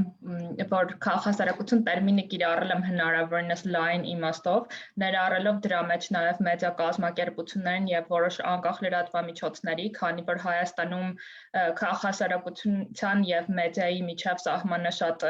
հարաբերական է եւ հաճախ քաղաքասարակության կազմակերպությունները նաև զբաղվում են մեդիա գործունեությամբ եւ հակառակը, ուստի երբ ասում եմ քաղաքասարակություն նկատի ունեմ ամբողջականությունը բոլոր անկախ ակտիվիստների, գործիչների եւ հասարակական գործիչների։ Ուզում եմ նաեւ նշել ի սկզբանե, որ Հայաստանում քաղաքասարակությունը միշտ որոշակի քաղաքական դեր է կատարել նաեւ, պայմանավորված նախ նրանով, որ Հայաստանում կուսակցական կառույցները որպես այդպիսին գոյություն չունեն, ինչպես մի շարք արևմտյան երկրներում չկա դասական կուսակցություններ, այսպես դեմոկրատներ եւ այլ ուժեր, որոնք միմյանց ինչ-որ կերպ վերահսկում են եւ այդ պատճառով հաճախ քաղաքասարակությունը, որը շատ ավելի արժե համակարգային դիսկուրս ունի, հանդես է եկել որպես վերահսկող մեխանիզմ քաղաքական process-ներին։ Եվ նաեւ պայմանավորված նրանով, որ Հայաստանում որոշակի этаպից սկսված քաղաքական կուսակցությունները ենթարկվել են ճնշումների, հետևաբար ինչ-որ բնականon գործընթացով քաղաքասարակությունը իր վրա է վերցրել ժողովրդավարության ինչ-որ որոշակի վերահսկման դեր։ Սա պայմանավորված է նաև նրանով, որ ի տարբերություն մի շարք այլ հետսովետական երկրների Հայաստանում քաղաքասարակությունը բավականին զարգացած է եղել, եւ դա մենք չենք նշում, դա նշում են մի շարք արևմտյան հետազոտողներ, դա էլ պայմանավորված իր հերթին 88 թվականի Սպիտակի երկրաշարժը, որի աղետալի հետևանքների հաղթահարման պատճառով Հայաստանում շատ արագ ձևավորվում են մի շարք հասարակական կազմակերպություններ եւ շարժումներ, հնարավորություն տալով հետագայում բավականին լավ եւ ակտիվ քաղաքասարակություն ձևավորել։ Հետաքրքիր է, որ քաղաքասարակության դեմ ապատեղեկատվությունը Հայաստանում նորություն չէ եւ մինչեւ 2018 թվականի հեղափոխություններն էլ բնականաբար գոյություն ունեցել, սակայն կա մի հստակ տարբերություն նախքան հեղափոխություն եւ հեղափոխությունից հետո տեղի է ունենում այսպես էվոլյուցիա կամ ես կասեի դեգրադացիա ապատեղեկատվության, որը եթե նախկինում կրում էր այսպես էպիզոդիկ դեր, օրինակ քննարկվում էր ընտանեկան բռնության վերաբերյալ օրենքը եւ կանանց իրավունքների պաշտպանությամբ զբաղվող բոլոր գործիչները բնականաբար հանդես են գալիս ինչ-որ առաջարկություններով, քննադատություններով եւ այլն օրենսգրքի վերաբերյալ, տեսնում ենք ապատեղեկատվության լայն արշավներ, որոնք ուղղված էին կոնկրետ կազմակերպությունների եւ անհատների դեմ, հիմնականում փորձելով ներկայացնել այս մարդկանց որպես այսպես ազգային արժեքների եւ հայկական ավանդական ընտանիքի դեմ աշխատող մարդկանց, բայց նախկինում սովորաբար նման ապատեղեկատվության արշավների համար պետք էին որոշակի ինչ-որ շարժիչ պատճառներ, ի սկզբանե ինչ-որ խնդիր պիտի լիներ, դրա շուրջ քաղաքասարակությունը հանդես էր գալիս առաջարկություններով կամ դժգոհությամբ, ի պատասխան որոշակի լրատվամիջոցներ, որոնք հաճախ կապ ունեին նաեւ նախկին իշխանությունների հետ եւ սնվում էին նախկին իշխանության առնչվող կոչվող քրեա-օլիգարխիկ սիստեմի ներկայացուցիչների կողմից հանդես էին գալիս քաղաքասարակության կոնկրետ անդամների դեմ ապատեղեկատվության ակցիաներով։ Սակայն 2018-ից հետո տեսնում ենք, որ քաղաքասարակության դեմ ապատեղեկատվությունը այլևս էպիզոդիկ բնույթ չի կրում, այն ունի շարունակական բնույթ, պարբերաբար տեղի է ունենում ամեն օր, ներառում է իր մեջ նաև ատելության խոսք, որոշակի սպառնալիքներ քաղաքասարակության ներկայացուցիչների դեմ, որոնց որևէ կերպ դատական սիստեմը չի կարողացել, որոնցից չի կարողացել դատական սիստեմը պաշտպանել քաղաքասարակության ներկայացուցիչներին, այսինքն տեսնում ենք շատ ավելի համակարգված եւ երկարաժամկետ անընդմեջ ապատեղեկատվություն քաղաքասարակության կոնկրետ անհատների եւ ընդհանուր առմամբ քաղաքասարակության դեմ 2018 թվականին տեսնում ենք նաև այսպես Ջորջ Սորոսի անվան տարբեր հոլովումները եւ դրանց կիրառումը քաղաքասարակությանը որպես ընդհանրական մարմին ներկայացնելու համար։ Օրինակ, եթե վերցնենք սորոսականություն տերմինը եւ գնանք սկսենք նայել հայկական լրատվամիջոցներում երբանից են սկսում կիրառել սորոսական տերմինը, ապա շատ հետաքրքիր բան կտեսնենք։ Մեծամասամբ քաղաքասարակության դեմ ակտիվ քարոզություն տարածող on-line լրատվամիջոցները 2018 թվականի ամառը մինչև այս տերմինը չեն կիրառել։ Կա իմ հետազոտության ընթացքում մի հատ բացառություն եմ գտել, դա իրավունք թերթն էր, որ 2017-ին մի անգամ կիրառել էր այդ տերմինը։ Հիմնական տերմինը սկսում է կիրառվել 2018 թվականի օգոստոսից հետո, շատ ավելի ակտիվորեն 2018-ի աշնանը։ Եվ հետաքրքիր է, որ քաղաքասարակություն, քարոզությունը եւ ապատեղեկատվությունը Հայաստանում գրեթե ոչնչով չի տարբերվում տարածաշրջանի եւ ոչ միայն տարածաշրջանի այլ երկրների նմանատիպ ապատեղեկատվության ակցիաներից։ Օրինակ նույն նարատիվները եւ մեսեջները, որ մենք տեսել ենք Հայաստանում մինչեւ պատերազմը քաղաքասարակության դեմ, կային թե Ուկրաինայում, թե Վրաստանում, թե Չեխիայում եւ այդ նարատիվների հարևան երկրները որոշակի հաջողություններով եւ անհաջողություններով կարողացել են կամ դիմակայել դրանց կամ չդիմակայել ավտոկրատ երկրներում սովորաբար այս նարատիվները գալիս են նաեւ կառավարության կողմից, օրինակ հերոչկնալով հարևան Ադրբեջանում Ալիևը շատ հաճախ սիրում է սորոսականության մասին խոսել, այդ թվում նաև Հայաստանում սորոսականության, ինչը բավական հետաքրքիր տենդենս է, որտեղ Ալիևի մեսեջները գրեթե ոչնչով չեն տարբերվում որոշ հայկական լրատվամիջոցների հակաքաղաքասարակություն նարատիվներից, ինչ անդրադառնամ այդ նարատիվներից մի քանիսին եւ հետաքրքիր է, որ այդ նարատիվները մինչեւ 2020 թվականի սեպտեմբեր պատերազմը եւ պատերազմից հետո մի քիչ որոշակի փոփոխություն են կրում։ Օրինակ, եթե մինչեւ 2020 թվականի սեպտեմբերի նարատիվները հիմնականում ներկայացնում են քաղաքասարակությունը որպես արևմուտքի ագենտներ, որոնք աշխատում են բացառապես արևմուտքի համար, 2020-ից հետո տեսնում ենք որոշակի փոփոխություն եւ քաղաքասարակությունը այլևս սկսում է ներկայացվել որպես թշնամու ագենտ, Թուրքիայի համար աշխատող ուժեր եւ այլն, ու դրանք այս պնդումները բացարձակապես որևէ հիմք չունեն։ Հիմնականում, օրինակ, չգիտեմ, նույն Թուրքիայի ագենտի նարատիվը ամրապնդվում է Ջորջ Սորոսի 2018 թվականին ասված մի հայտարարությամբ, որը Սիրիայի մասին էր, որում նա ասում է, որ Թուրքիային պետք է օժանդակել Ռուսաստանի դեմ Սիրիայի կոնտեքստում Ռուսաստանի դեմ պետք է Թուրքիային օժանդակի արևմուտքը եւ հայկական լրատվամիջոցները վերցնելով դա ներկայացնում են Ջորջ Սորոսին որպես թուրքամետ գործիչ, չնայած դա ասվել է բացարձակապես այլ գեոպոլիտիկ կոնտեքստում եւ ոչ մի անդրադարձ չկա օրինակ Ջորջ Սորոսի ասածներին նույն Ալիևի դեմ։ Բացարձակապես բացակայում է այն, որ Սորոսը նաև Ալիևի դեմ է որոշակի բաներ ասել, եւ հետաքրքիր է նաև, որ քաղաքասարակության այս սորոսականություն տերմինը սկսում է կիրառվել ոչ միայն բաց հասարակություններ հիմնադրամի դեմ, այլ նաև ընդհանրապես քաղաքասարակության բոլոր կազմակերպությունների դեմ։ Այս էվալյուցիան եւս տեղի ունեցավ մոտավորապես 2019-20 թվականներին, երբ որ այլևս միայն խոսքը բացասարակությունների մասին չի, խոսքը քաղաքասարակության բոլոր կառույցների մասին է, այդ թվում նաև այն կառույցների, որոնք որ ընդհանրապես չեն ֆինանսավորվել երբևէ բացասարակությունների հիմնադրամից։ Սա նշանակում է, որ բնականաբար ի սկզբանե պարզ էր, որ ընդհանրապես այս ամբողջ ապատեղեկատվության ակցիաները թիրախավորում են ոչ միայն կոնկրետ կազմակերպության, այլ ամբողջ քաղաքասարակությանը, նպատակ ունենալով մեկուսացնել քաղաքասարակությանը եւ թույլ չտալ, որպեսզի քաղաքասարակությունը մասնակցի ժողովրդավարացման որոշակի process-ների։ Օրինակ, ցանկացած պարագայում, երբ կա հանրային հրապարակում այն մասին, որ կոնկրետ պետական մարմին հանդիպում է ունեցել քաղաքասարակության անդամների հետ, տեղի է ունենում ապատեղեկատվության ակցիաներ, որոնք պնդում են, որ կառավարությունը աշխատում է սորոսականների համար, թույլ չտալով, որպեսզի եւ կառավարությունն էլ ինքնին իր հերթին փորձել է իրեն այսպես դիստանցավորել քաղաքասարակությունից, որպեսզի չնույնականացվի սորոսականության հետ, չի փորձել նաեւ քաղաքասարակությանը պաշտպանել, իսկ պաշտպանելիցել հաճախ կիրառել է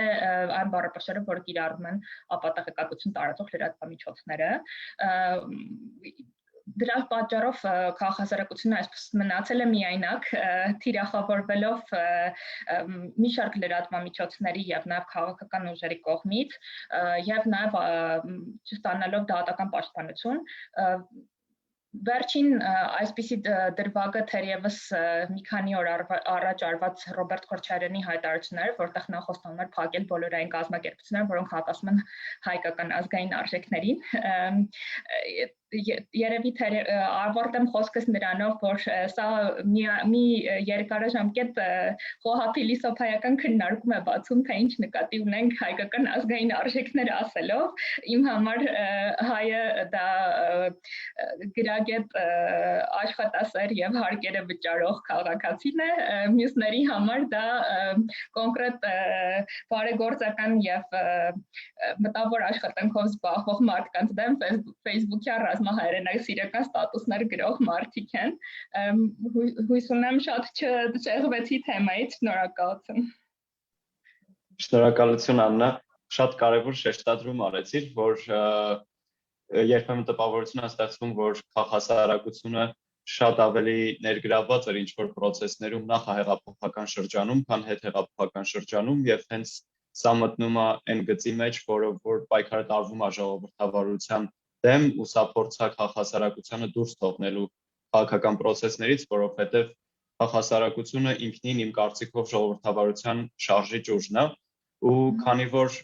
քաղաքասարակությունը երբեմն զրկված է լինում պետական պաշտպանությունից ու պետական պաշտոնյաները երբեմն ժամանակին չեն արձագանքում են թիրախավորումներին, որ լինում է քաղաքասարակության դեմ, ինչ ես կարծում քաղաքասարակությունը ինքն իրենով ինչ պաշտպանության միջոցառումներ կարող է ձեռնարկել, ոնց կարող է քաղաքասարակությունը ինքնուրույն այնպես անել, որ ավելի պաշտպանված լինի։ Շնորհակալություն Անդրանիկ, շատ լավ հարց էր։ Ճիշտ ասած մոռացա նշել, որ այս ամբողջ process-ները բերել են ինքնագրաքննության, քաղաքասարակության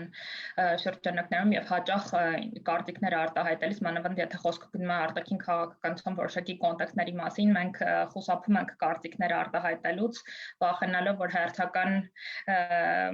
ալիքն է բարձրանալու ատելությամբ լի Facebook-յան մեսեջների, չգիտեմ, փողոցում վիրավորանք եւ այլնի, ինչը բերում է նրան, որ քաղաքասարակությունը ակտիվորեն չի մասնակցում որոշակի ներքաղաքական եւ նաեւ գեոպոլիտիկ process-ների դրա մասն էլ խոսեց եւ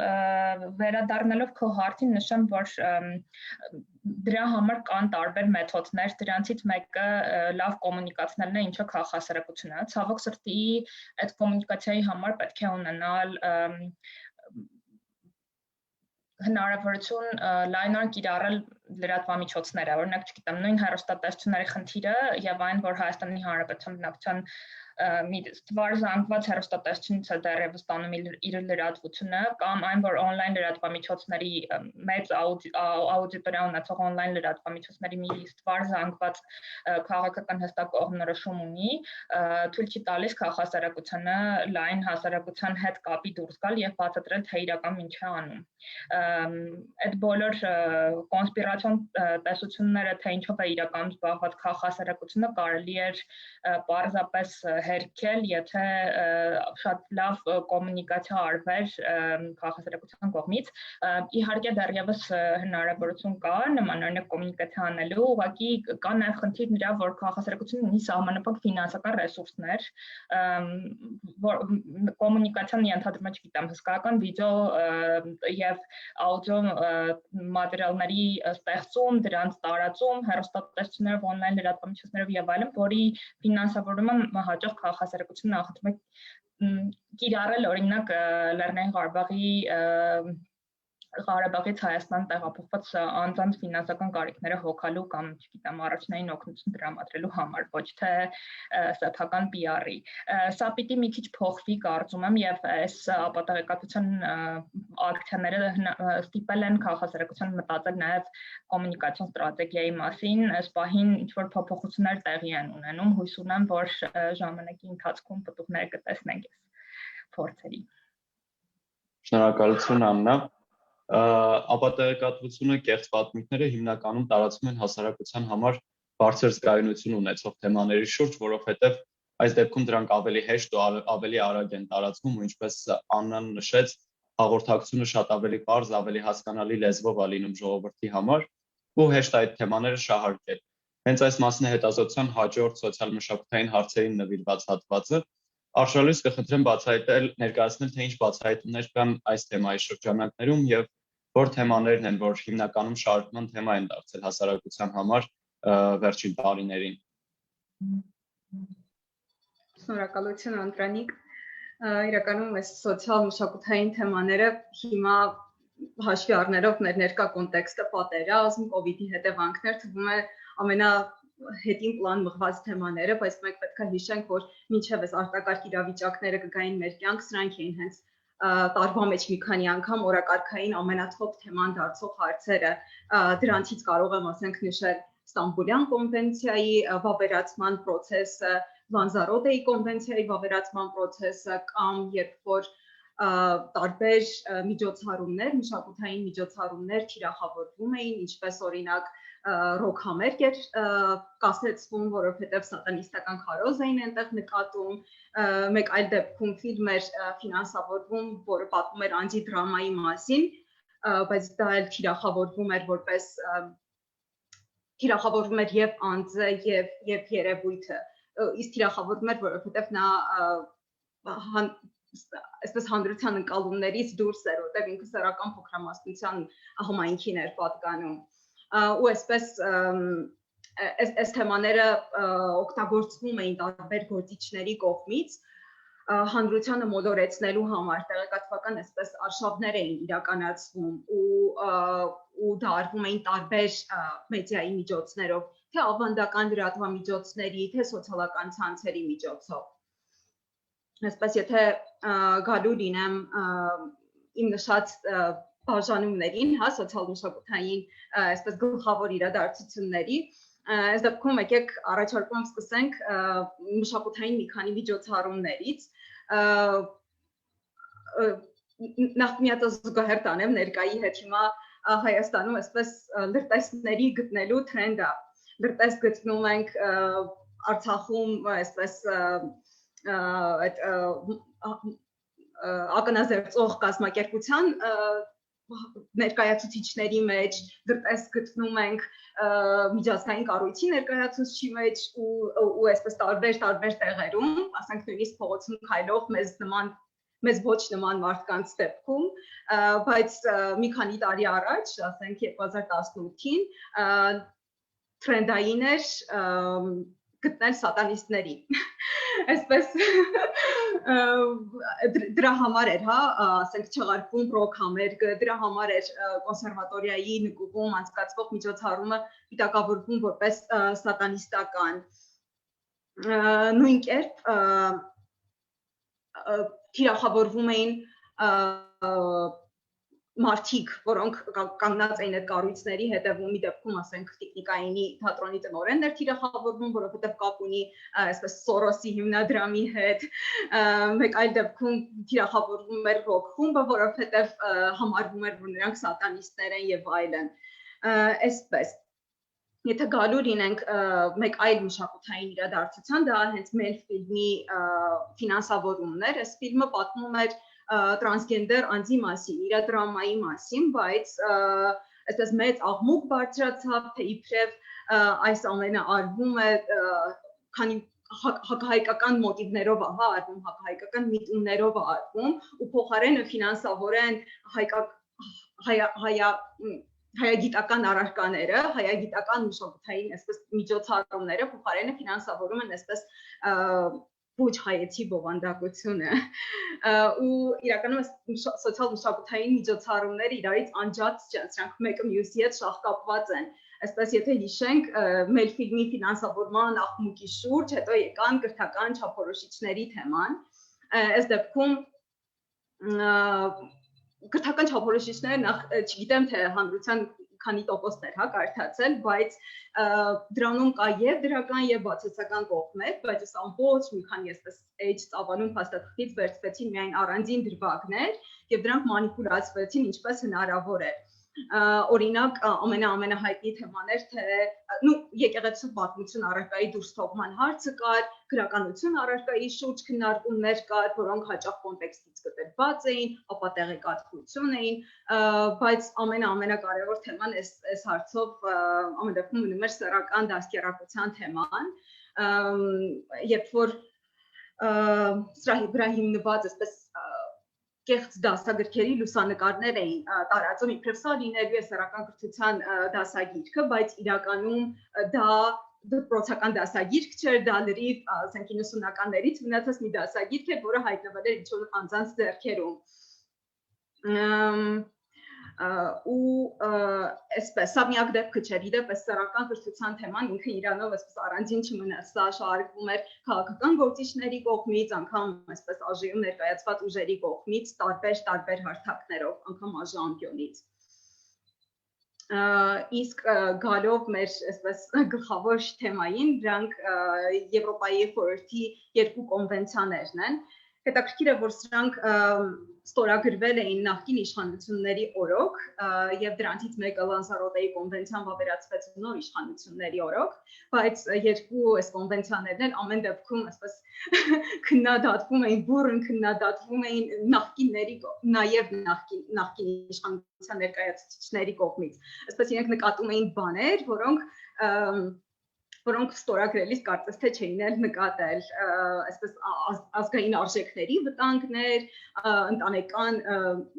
մեր ընտանիքին վնասներ, երեխաներին վնասներ, երեխաների ապագաներին վնասներ։ Ուզում եմ ասել, որ երկու կոնվենցիաների շուրջ կային սխալ մեկնաբանություններ։ Լանզարոտեի դեպքում ասում էր, թե երեխաներին գլխավոր հայ, այսպես նարատիվը այն էր, թե երեխաներին պետք է այսպես տարական դպրոցում սովորեցնեն, թե ինչ է այսպես տանցերական կրթություն, հա, տարիքից դուրս ինֆորմացիա ու դրա համար այսպես նարատիվների այսպես անհասկանալի ենթադրությունների շղթա էր առաջանում, որ պետք է LGBT համայնքը արդյունքում մեծանա, երեխաները շեղվելու են ու նման անհասկանալի բաներ, այնինչ այս կոնվենցիայով նման կետ չկար, այսինքն պարտադիր չէր դառնում սեռական կրթությունը դպրոցներում եւ Ստամբուլյան կոնվենցիայի հետ կապված այսպես անգամ փաստաբաններ,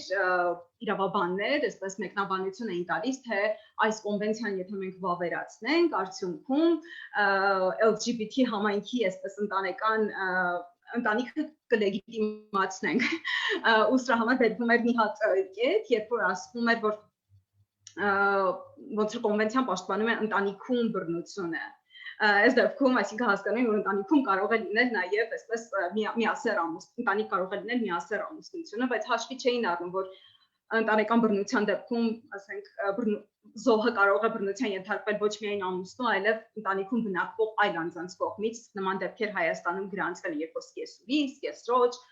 հորաքրոջ կողմից անձի ենթարկվում է բռնության։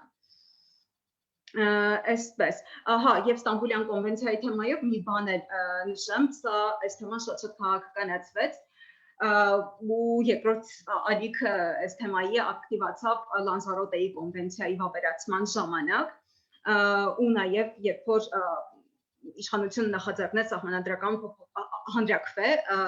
սահմանադրական դատարանի ճգնաժամը լուծելու համար, այսպես նախկին իշխանության ներկայացուցիչներից Շարմազանովը հայտարարում էր, եթե դուք գնաք ու այո քվեարկեք այս փոփոխություններին, ապա դուք այո եք ասելու Ստամբուլյան կոնվենցիային, դուք այո եք ասելու տրանսգենդերությանը։ Ամփոփելով այս խոսքը կարող եմ ասել, կրկնել, խոսքի սկզբում ասված միտքը, որ սոցիալ մշակութային թեմաները ամեն դեպքում հիմա առաջնայինը չեն, օրակարգային չեն, բայց սրանք այն թեմաներն են, որոնք օգտագործվել են հանրությանը տևական ժամանակ մոլորեցնելու համար, նաև թիրախավորել են կոնկրետ խմբերի, ինչպես կանանց, մշակութային գործիչների, LGBT համայնքի ներկայացուցիչներին, ու սա արվել է քաղաքական նպատակահարմարությունից ելնելով։ Այսքանը։ Շնորհակալություն Արշալույս, մենք մի հարց ունենք, որը որ ենթադրում եմ, որ քեզ ուղղված հետազոտության շրջանակներում արդյոք ուսումնասիրվել են պատերազմի ընթացքում LGBT անձանց վերաբերյալ մանիպուլյացիաներն ու տեղեկատվությունը, ու ինչ կարող ենք ասել այս մասով։ Հետազոտությունը նման խնդիր չէր դրել իր առջև, որովհետև մենք մեր համար խնդիր էր նաև գտնել այն սոցիալ մշակութային երևույթները, որոնք դարձել էին կազմակերպված ապատեղեկատվության թիրախ, այսինքն LGBT համայնքի թիրախավորումը մտնում էր այս իրադարձությունների կոնտեքստում, բայց առանցին մենք չենք դիտարկել, թե LGBT համայնքին ոնց են թիրախավորում պատերազմի ժամանակ կամ այլ կոնտեքստներում։ Շնորհակալություն Արշալույս, երևի այս հատվածում հենց կարևոր կլինի նշել, որ հասարակության բոլոր խմբերը պատերազմի ընթացքում միտված են եղել այդ անվտանգության ապահովման ու այդ առումով որոշակի գործողություններ անելուն ու այդ թվում նաև LGBT անձինք, թեև որ միևնույն այդ ամբողջ շրջանում թիրախավորումը շարունակվում էր, որովհետև կա այն նարատիվը հայկական իրականությունում, որ այս բոլոր փոքրամասնությունները, այս բոլոր խմբերը մտածում են միայն իրենց իրավունքների մասին, իրենց պաշտպանության մասին եւ պետության մասին չեն անհանգստանում, այսպես ասած, բայց կարևոր է ասել, որ դա այդպես չի ու պատերազմում ու այդ պաշտպանության գործում ներգրավված են եղել բոլոր խմբերի անձինք։ Առաջ գնալով նշեմ, որ հասարակության բոլոր խմբերի պաշտպանությունը պետք է լինի պետության կարևորագույն գործառույթներից մեկը ու ինչպես ամրագրված է ՄԱԿ-ի սկզբունքներում պետությունը եւս պետք է աշխատի այն ուղղությամբ, որ ոչ ոք անտեսված չմնա ու ոչ ոքի իրավունքները անպաշտպան չլինեն։ Հետազոտության ամենակարևոր հատվածը այն առաջարկներն են, որոնք որ մեր թիմը հետազոտողները ներկայացնում են պետական մարմիններին, քաղաքացիական հասարակության կազմակերպություններին ու հանրությանը ապատեղեկատվության դեմ միասին ու արդյունավետ պայքարելու համար։ Մենք մեր այս միջոցառմանը հրավերներ ենք ուղարկել օրենսդիր գործադիր մարմինների ներկայացուցիչներին, քաղաքացիական հասարակության կազմակերպություններին ու կխնդրեմ, որպեսզի հետազոտության համակարգող Էլեն Աղեկյանը ներկայացնի այն առաջարկությունները, որով որ մենք հանդես ենք եկել, խնդրեմ Էլեն։ Thank you. Thank you, Andanik. So based on the research and analysis conducted by our amazing researchers in this report, our researchers have a number of recommendations for specifically addressing vulnerabilities to disinformation and misinformation in Armenia. At this time, it's imperative to ensure that Armenians have the tools to navigate their own information spaces. So long-term, confronting disinformation will entail a lot of things that are beyond the scope of this reform. Looking at tech regulation, how social media companies are run, those are things that we are not uniquely able to address. So most of the recommendations in this report, therefore, will address the demand side of the equation with an eye toward reducing social susceptibility to, as well as acceptance of false information. The ultimate goal of this approach is to help develop long-term resilience within the Armenian public. So here are our recommendations. First, a very difficult process will be restoring public trust and national dialogue. You might think that this is not directly related to disinformation, but it is actually quite essential. One of the greatest victims of disinformation and misinformation in Armenia has been the trust between citizens and the state, as a cluster of misleading and false narratives, sometimes intentionally, has been aimed at eroding the legitimacy of government bodies, of democratic processes, of legislative proposals, and so on in the eyes of the public. So one of our immediate recommendations is launching a national dialogue process as a way to connect the state and their citizens, to hear citizen concerns, and most importantly, to create pathways of communication. We're on the eve of a national election, and it's obvious that the public can't agree on a common vision for the future, and neither have any political parties really offered a comprehensive vision for what a shared future for Armenians after two deeply traumatic events in 2020 looks like. Launching such national engagement would be a critical step in both national recovery as well as long-term strong communication that doesn't leave a lot of room for disinformation. Second, we recommend adopting a strategic approach to information security, which will have two components. The first component is strengthening state strategic communications. Poor or inconsistent communication by public officials, as well as often just refusals to speak to journalists, has really exacerbated social vulnerabilities to disinformation, often by leaving vacuums that false narratives can easily fill when people are looking for answers. So reform will require a reevaluation of the values and objectives that guide state communication, an assessment of what the legislative versus the executive and other bodies should communicate about and how, and a focus on accuracy, timeliness, and transparency, particularly regarding sensitive, controversial, or urgent issues like national security issues or a pandemic. Proactive communication can deter false narratives and keep them from taking root. And then the second component of the strategic approach is creating a comprehensive strategy for legislation that deals with disinformation and misinformation. Here, we consider it critical that state officials begin by understanding what this problem actually is and how it's different from defamation or libel or hate speech or the all-encompassing term of fake news, which we really discourage them from using. We've seen a few examples by authorities that are attempts to legislate disinformation through a patchwork of very broad bills that could actually end up endangering free expression. And what we recommend is working with civil society and media experts to really identify what needs to be addressed and doing so in a way that protects free expression. Third, we recommend supporting the development of independent media. I know that this is like a moonshot goal and something that everyone in Armenia has been working on for quite a long time, but honestly, it's inescapable in our fight against disinformation. Independent fact-based journalism is key to countering disinformation and building an information landscape that supports democracy. And I don't need to tell you that Armenia's media environment could use a lot of help. So the two components of this that we recommend is media reform, something that has been on the objective of the government for a very long time, but has not been done in a very comprehensive way. We think that things like ownership transparency and the availability of broadcast licenses should be addressed along with a wider strategic look at all media legislation. Here again, we recommend working with media watchdogs, independent media, and civil society to make sure that core civil liberties like free expression are protected along the way.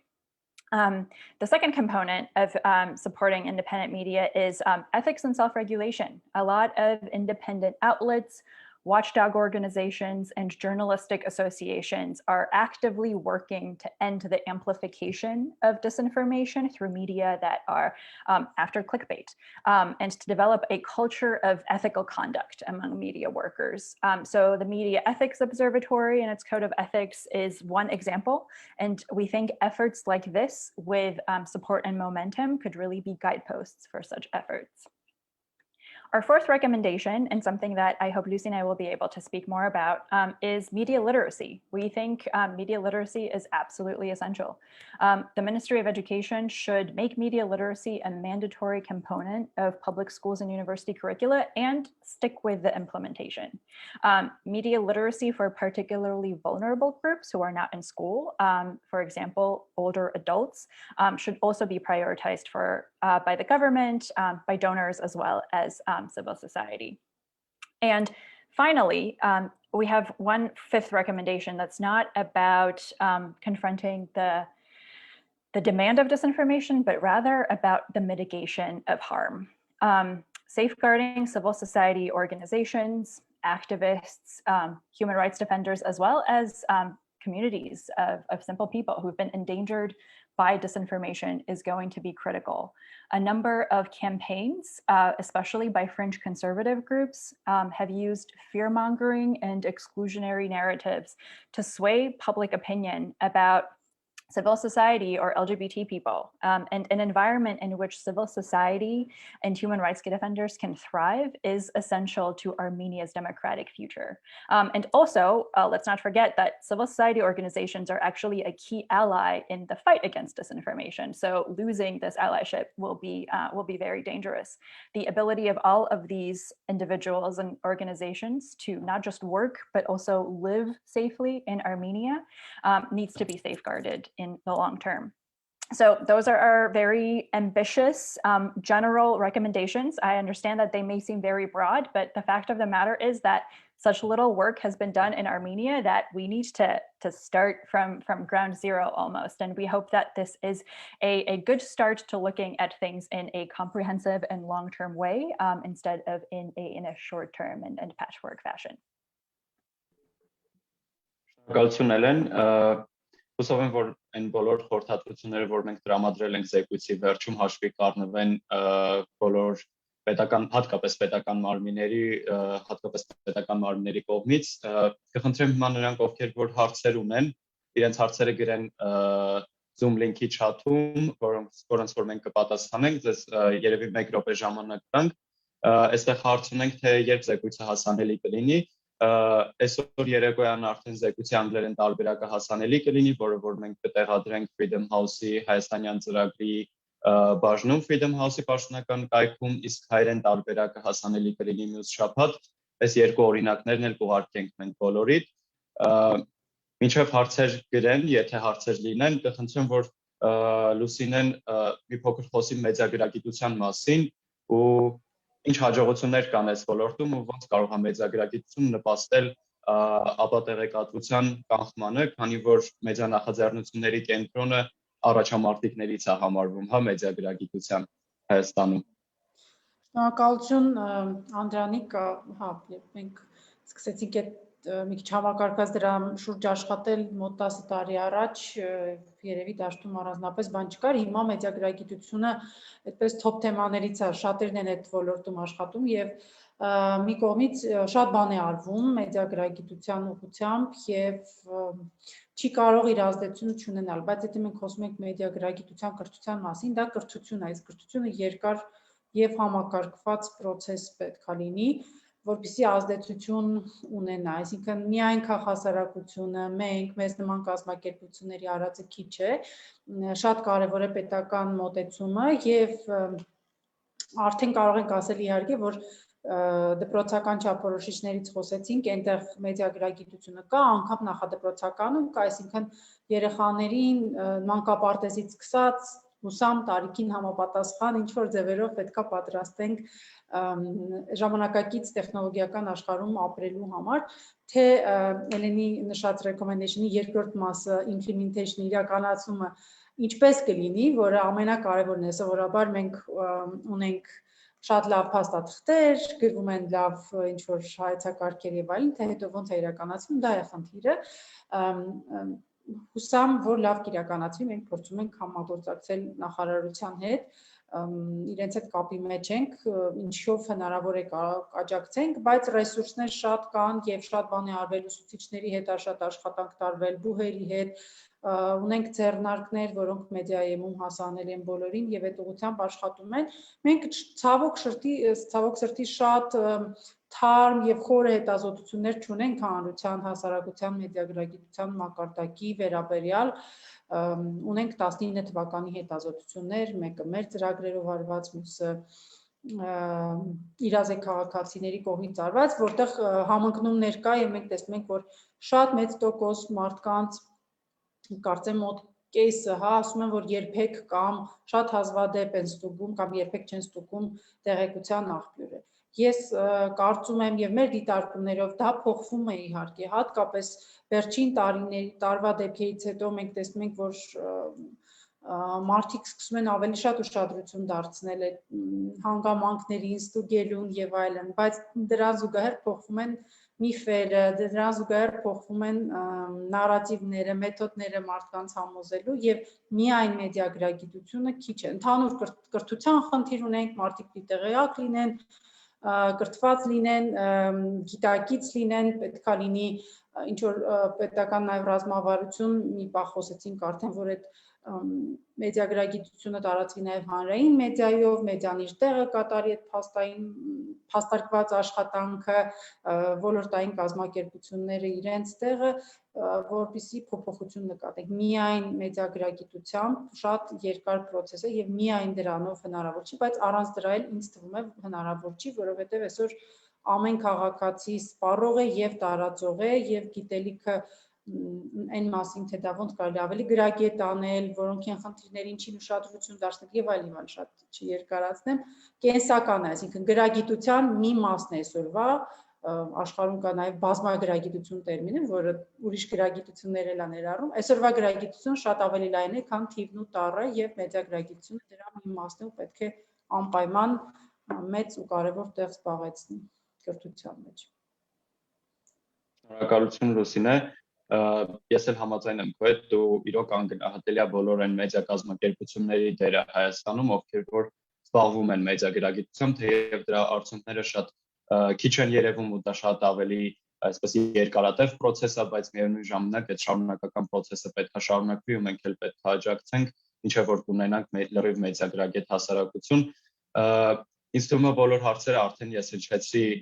քննարկման ընթացքում ու քանի որ chat-ում ուրիշ հարցեր չենք ստացել, կխնդրեմ Մարկին ներկայացնել փակման խոսքով ինչ մտքեր ունենք քննարկմանը հետևելուց հետո Մարկ։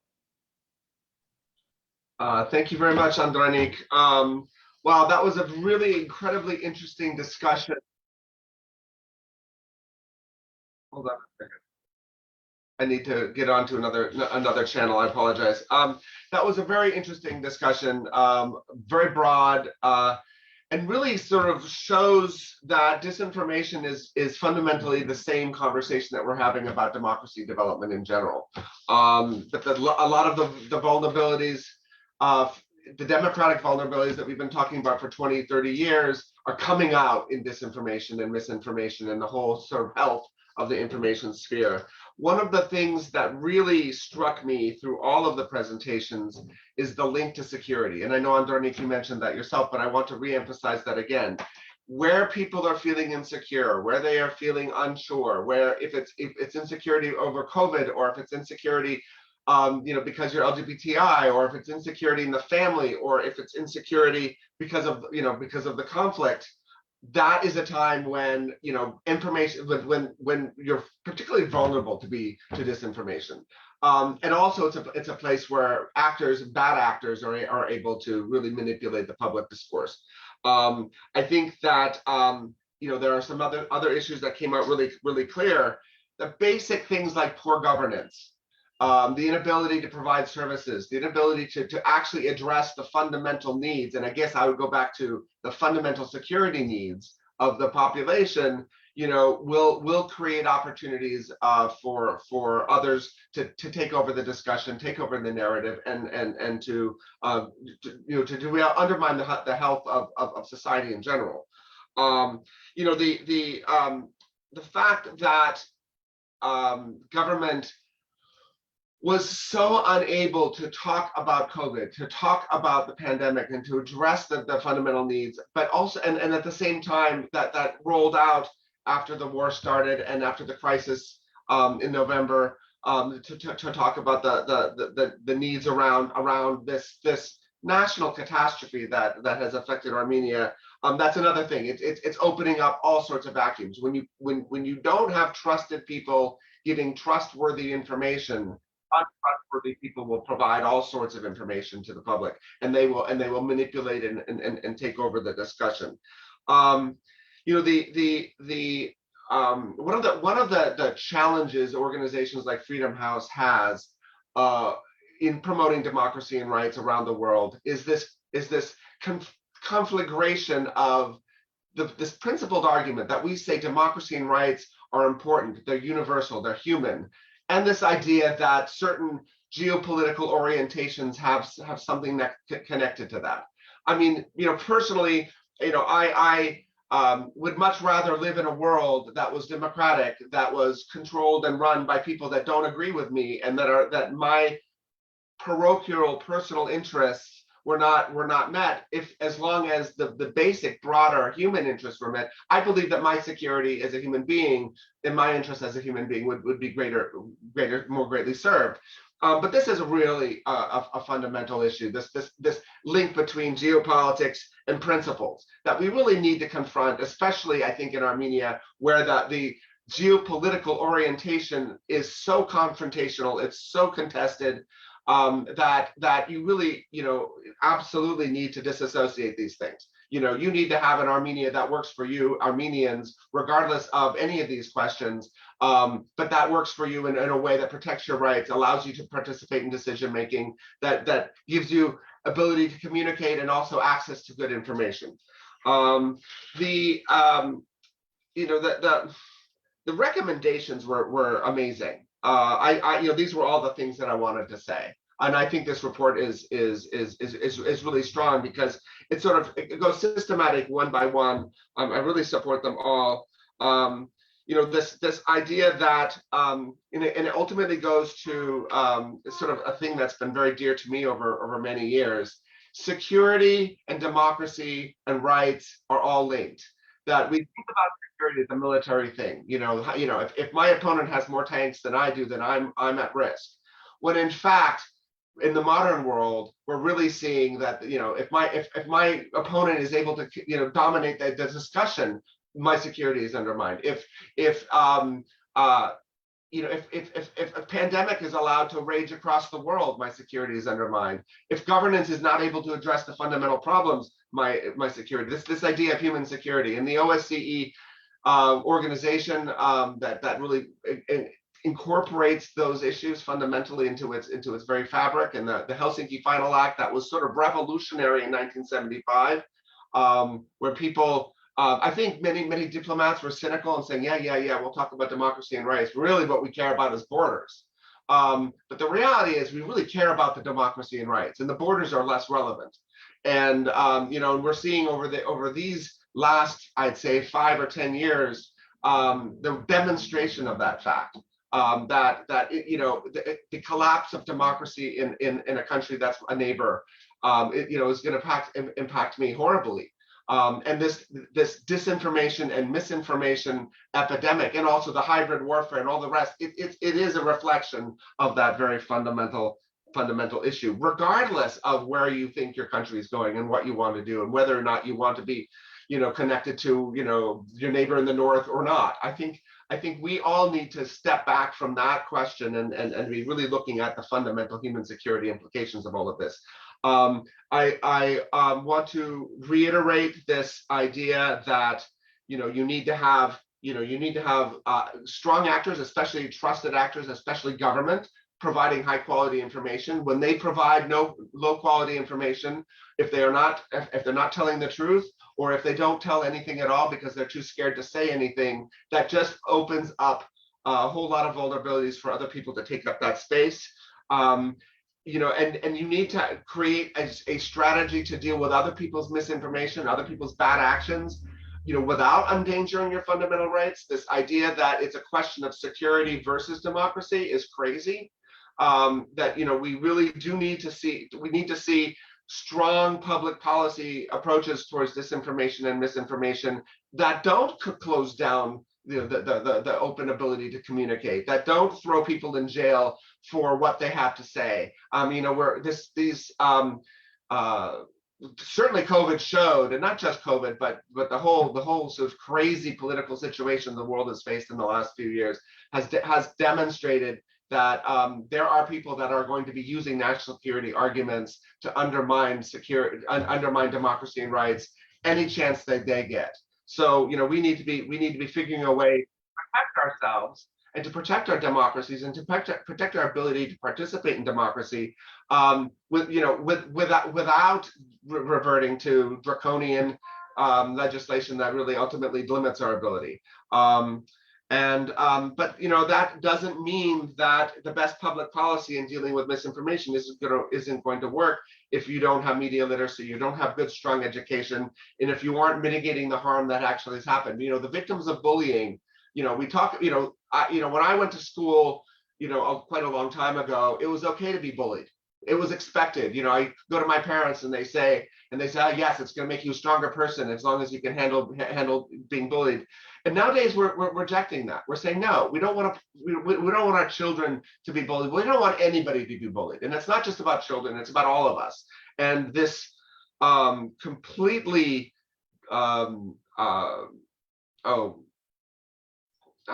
damaging information landscape that we're in the United States, and you're in Armenia, and we're all in our different ways, is you know, opening up the space for bullies. And that's what civilization is. Civilization says, no, normal, rational, decent human beings are going to protect each other from bullies. And we need to do that in one way or another. So that's harm mitigation, but that's also responsible transparency. It's taking responsibility and risk to say things that you believe in. And of course, it's ultimately looking at the basic needs of the other people that you care about, and you know, down to the ultimate human security of everybody. Thank you so much. This has been a great conversation. I'm proud to be a part of it. I look forward to really digging deep into the report and also getting to know the researchers and to talk to you about this. I'm sure we'll have a conversation next time I get to Armenia. And I hope this was as interesting for all the audience that was here today as it was for me. Շնորհակալություն Մարկ, շնորհակալություն մեր հետազոտողներին Լուսինե, Աննա, Արշալույս, Արթուր, շնորհակալություն Էլեն համակարգման համար ու շնորհակալություն բոլորին, ովքեր որ հետևեցին մեզ։ Այսքանով ավարտում ենք մեր քննարկումը, անպայման կուղարկենք մեր հետազոտությունը, խնդրում եմ որպեսզի պետական մարմինները, մեր քաղաքասարության անդամները ու լայն հանրությունը անպայման կարդաց, անօթանա հետազոտությանն ու անի հետևություններ։ Շնորհակալություն ու բարի երեկո բոլորին։